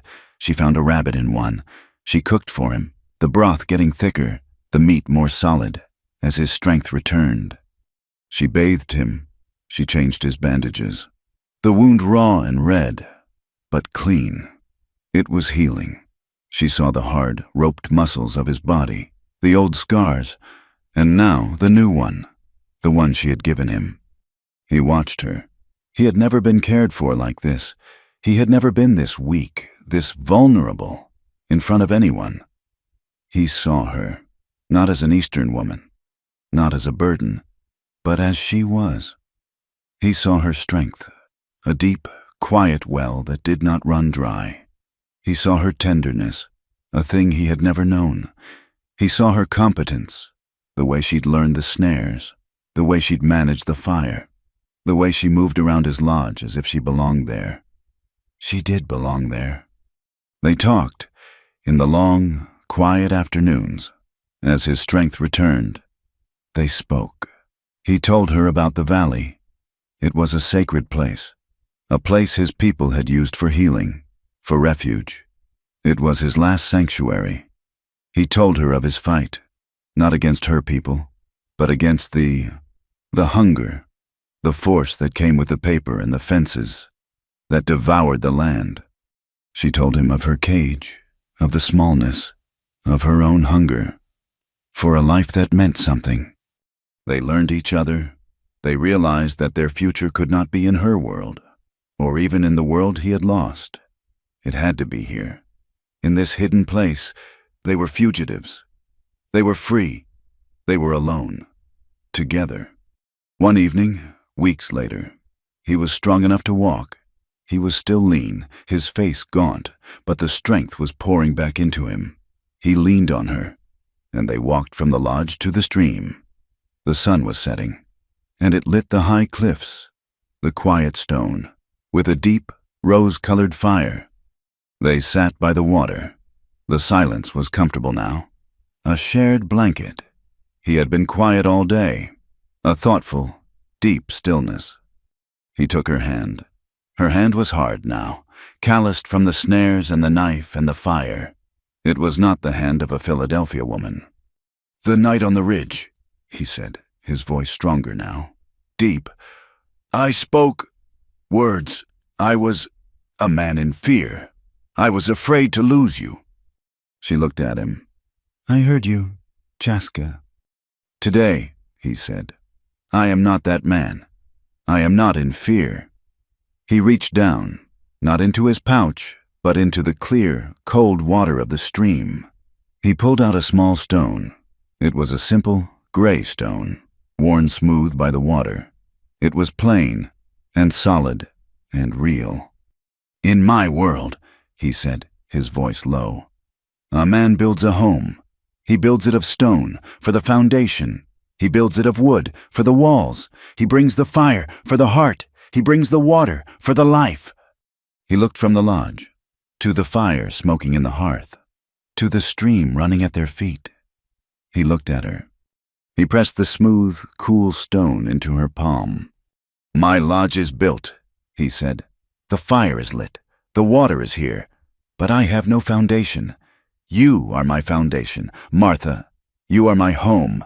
Be my quiet stone." It was not a question. It was a statement, like his first one. But it was not a claiming. It was an offering.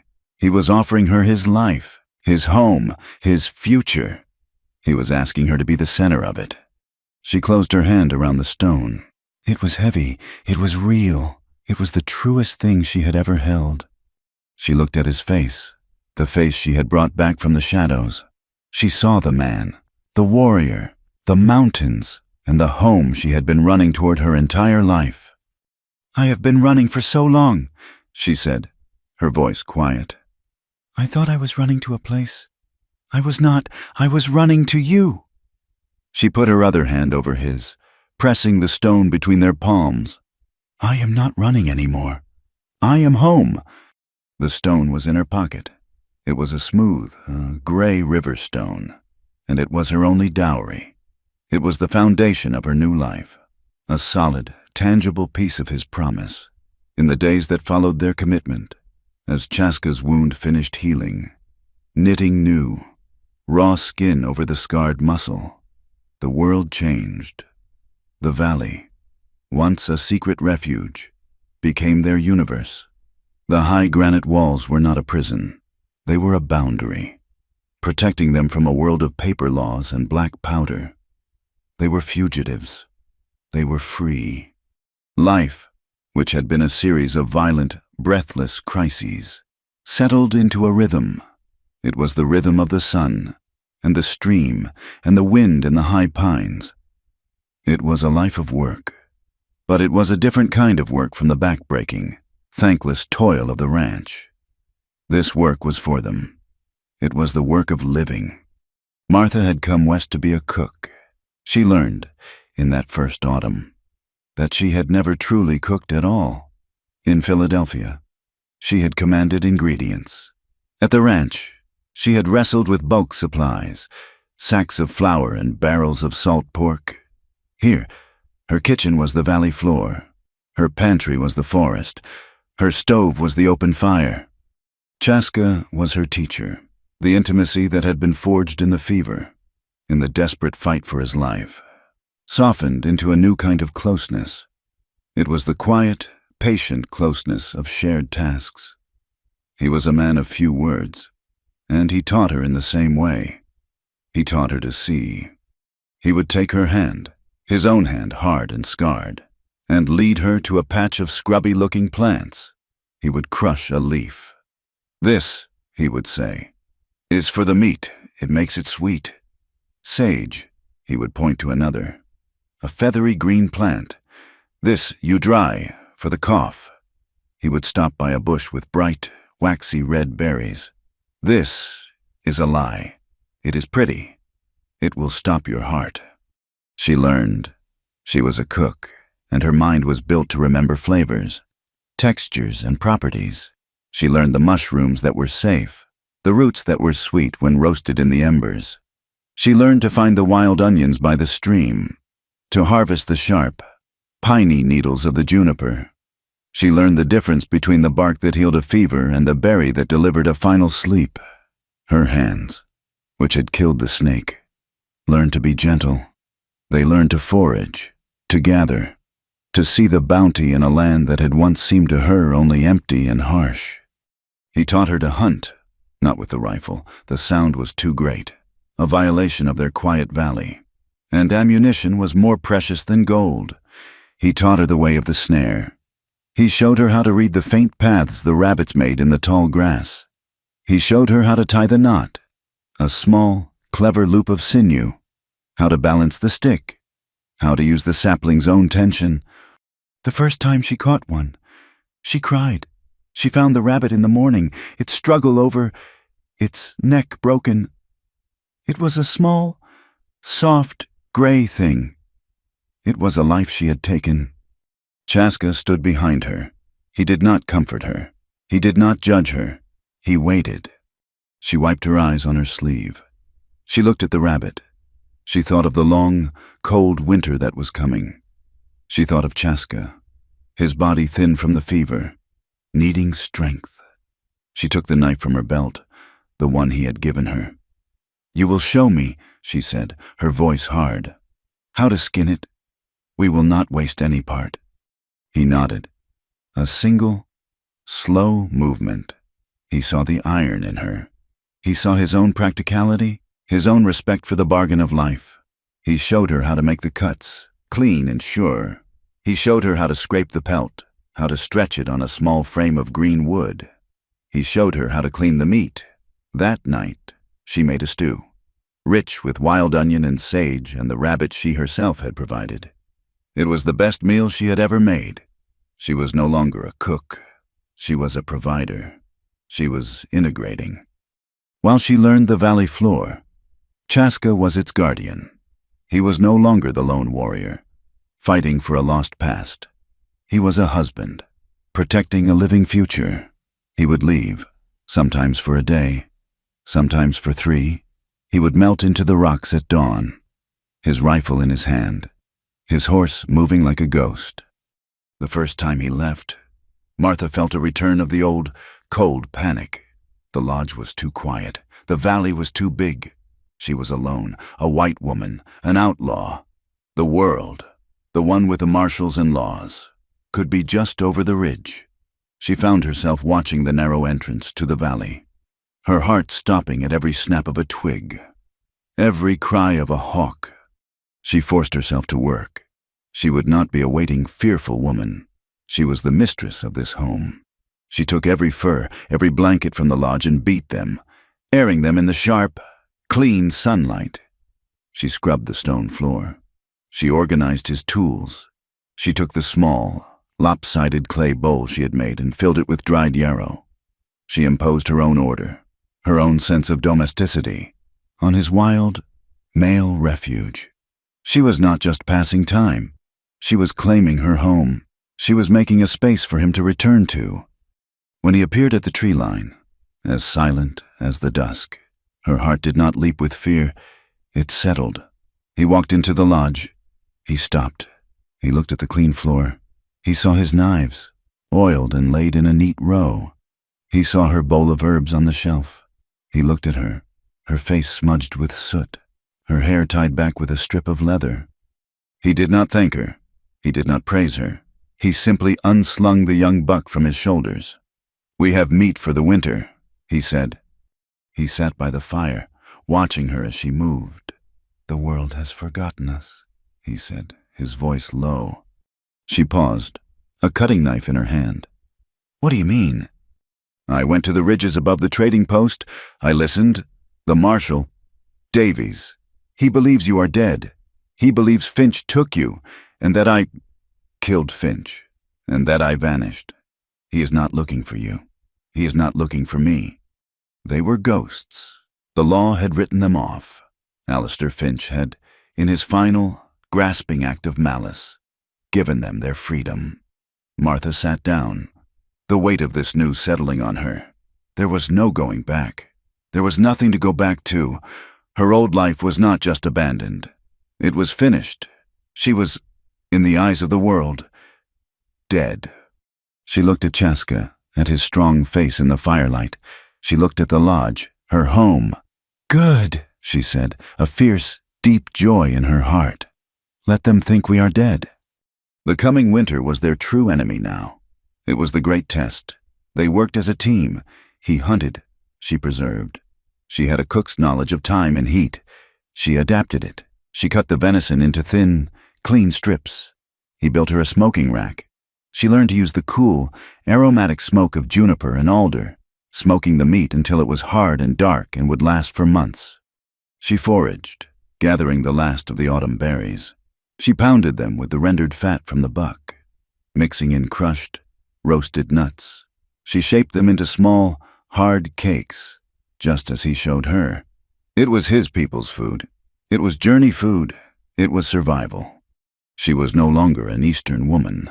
The last traces of Philadelphia had been burned away by the sun, scoured by the wind, and washed clean by the stream. Her hands were hard, scarred, and competent. Her body, once bound by corsets, was lean and strong. She could walk for miles. She could read the sky. She knew the voice of the wind, when it carried the promise of rain, and when it carried the sharp, cold bite of the first snow. She had integrated. She had not become one of his people. She had not become a savage. As Finch had shrieked, she had become something new. She was a woman of the mountains. She was Chaska's woman. He saw the change. He saw the woman who had once been a burden, a piece of the world he despised. He now saw a partner, a woman as strong as the stone he had given her. He, too, had changed. The hard, cold anger that had driven him for so long, the grief for his lost past, had eased. He still guarded the land, his ancestral land, but he was no longer a lonely ghost. He was guarding his home. He was guarding his family. One night, the first true snow of the high country began to fall. It was not a storm, but a quiet, determined whisper of flakes, blanketing the valley in white. Their work was done. The meat was hung.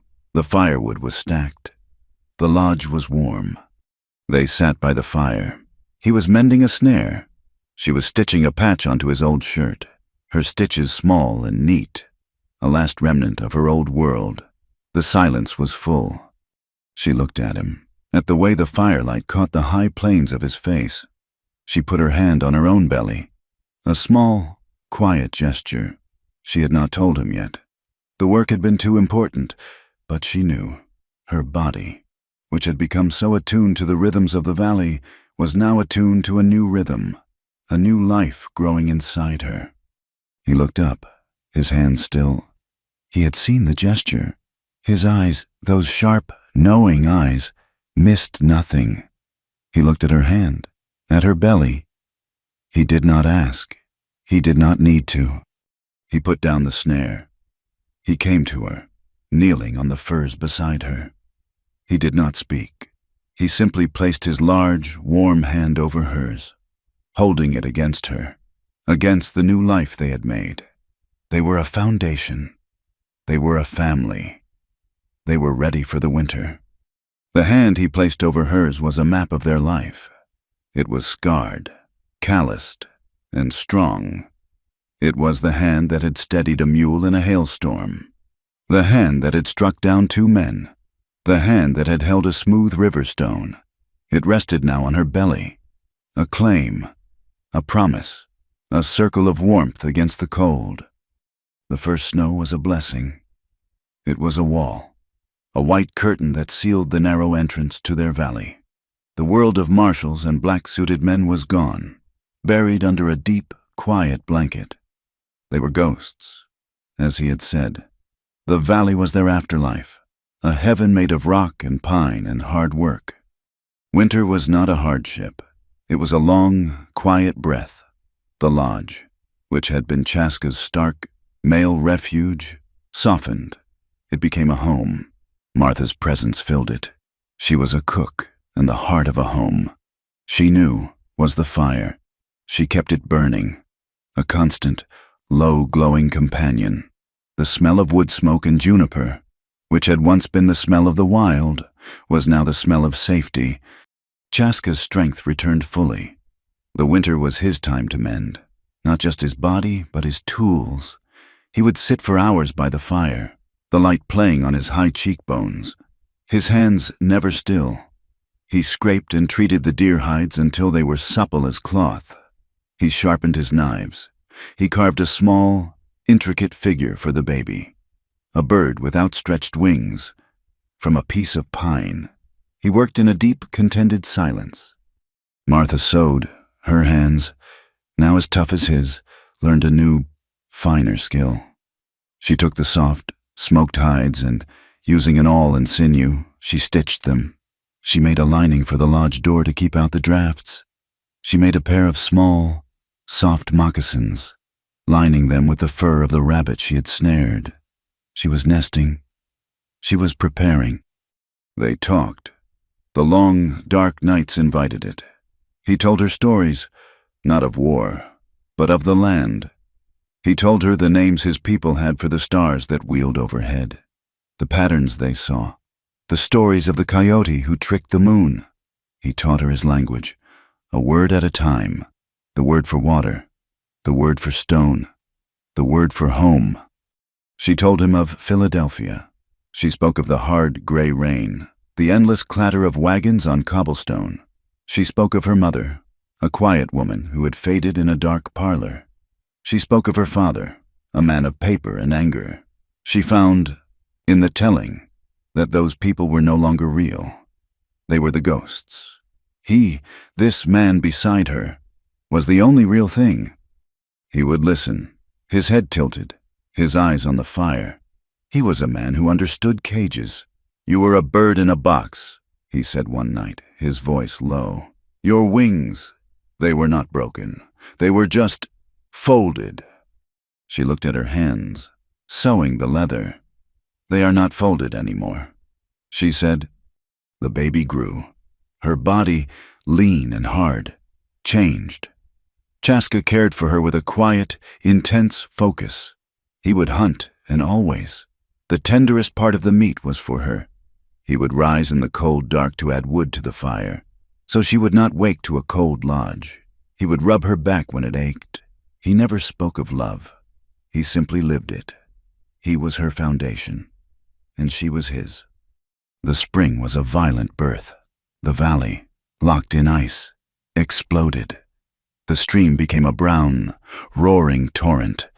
The snow melted with a rush, and the ground, frozen and hard, gave way to a sudden, desperate carpet of green. The world was coming alive again, and so was their child. It began one night when a warm wind, the first real wind of spring, was whistling down the canyon. Martha's body was seized by a pain so deep, so elemental, it took her breath. Chaska was at her side in an instant. His face was not afraid. It was calm, alert, and present. This was just another part of the land, another part of the rhythm. He had seen it. He knew it. He built up the fire until the lodge was warm. He boiled water. He had bundles of dried herbs ready, herbs his mother had taught his sister to use. He made a tea. "Drink," he said. She was in the fire. The pain was a wave, lifting her, crushing her. She was terrified. "I cannot," she gasped, her hands gripping the furs. "You can," he said. He did not leave her side.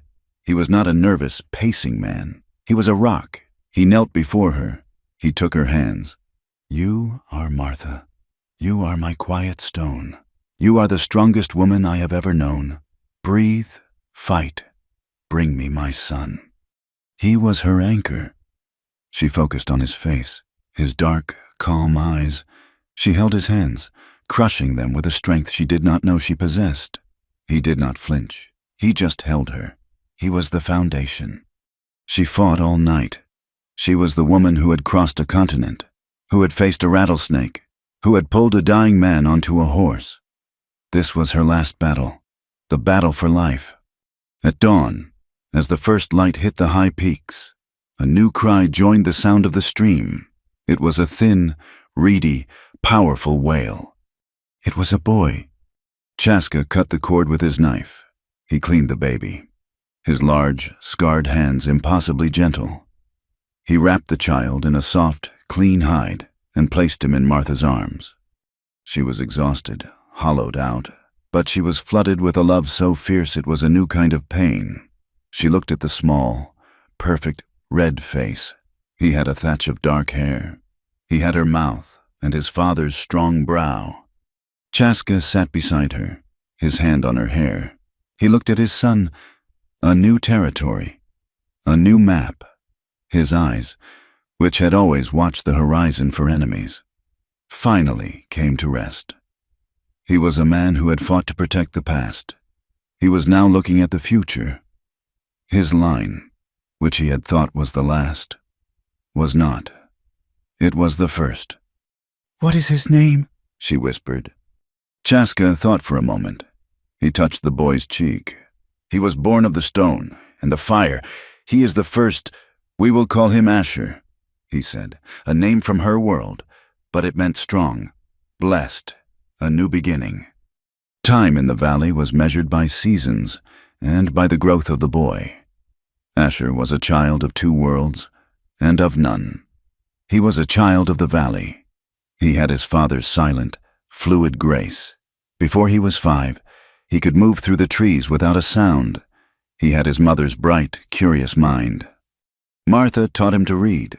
Her only book was a small volume of Shakespeare she had hidden in her trunk, a thing she had kept secret, her one last piece of the old world. She and Asher sat by the fire, his dark head bent over the page. He learned the sounds, the letters, the words. He learned of kings and faraway seas, and men who spoke their hearts in words like music. Chaska taught him the land. He taught him the language of the hawk. He taught him which way the wind would blow by the feel of the air on his skin. He taught him to listen, to be still, to be a part of the rock and the tree. One afternoon, Martha watched from the lodge. Chaska and Asher, now 8 years old, were stalking a ground squirrel by the stream. They were two shadows, moving in perfect, silent unison.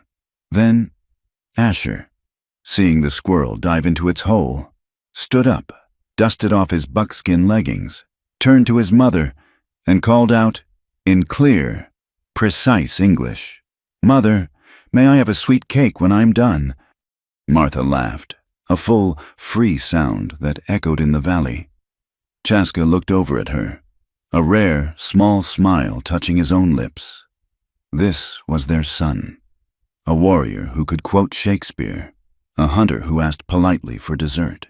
He was not of her world. He was not of Chaska's. He was the first of their own. 2 years later, a girl was born. This time, it was easy. The spring was gentle. They named her Sarah.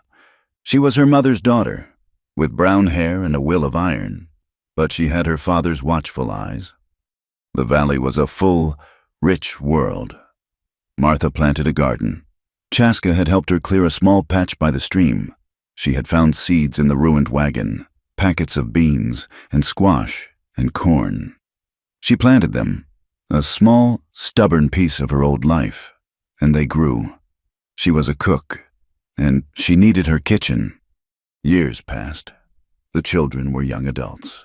Asher was tall, a perfect blend of his parents, with his father's quiet strength and his mother's ready wit. Sarah was the valley's queen, as wild and as competent as the land itself. The world outside had forgotten them. One time, and only one time, the outside world had touched them. Chaska had been on the high ridge. He had come back, his face grim.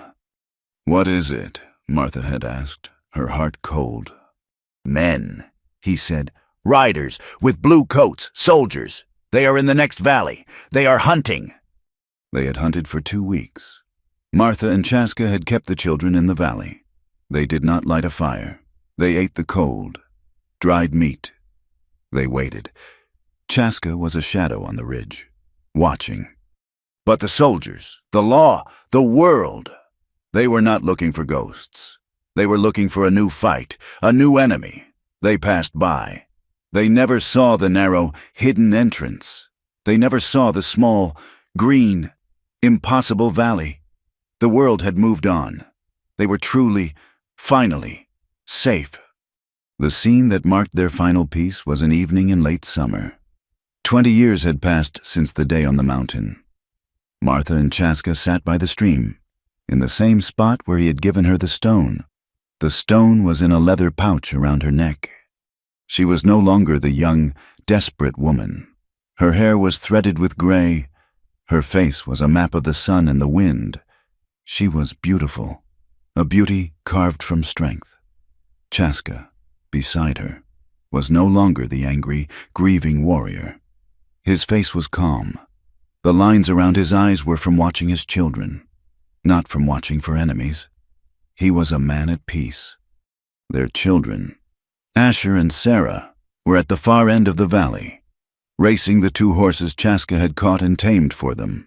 Their laughter, clear and free, was the only sound besides the water and the wind. They were not oppressed. They were not bound by paper laws or small rooms. They were, quite simply, free. Martha looked at them. She looked at this impossible life she had built. She had come west to cook, to find a small, safe life. She had found something else. She had found a war. She had found a man. She had found herself. She reached out and touched the puckered, white scar on Chaska's chest. It was the mark of their beginning. He covered her hand with his, lacing his fingers through hers. "You were wrong," she said, her voice quiet. He turned to her, his dark eyes soft in the twilight. "About what?" "That day," she said, "on the mountain. You said I was weak. You said I would not survive." He looked at her, at the woman who had faced his world and her own, who had killed to protect him, who had pulled him back from the dead. He saw the mother of his children. He saw his foundation. "I was the weak one," he said, his voice rough. "I was a man hiding in the past. You are the strongest person I have ever known. You pulled me into the light. We found it together," she said. She leaned her head on his shoulder. They sat in the quiet, watching their children, two free people in a free land. She had learned, in this wild place, that freedom was not a place. It was not the absence of walls. Freedom was a choice. It was a commitment. It was the sacrifice you were willing to make for love, and the love she had found, this hard, true, stone-solid love, was the only freedom that had ever mattered. Thank you for listening to this story, and I invite you to comment on where you are listening from, so we can all connect and share our thoughts.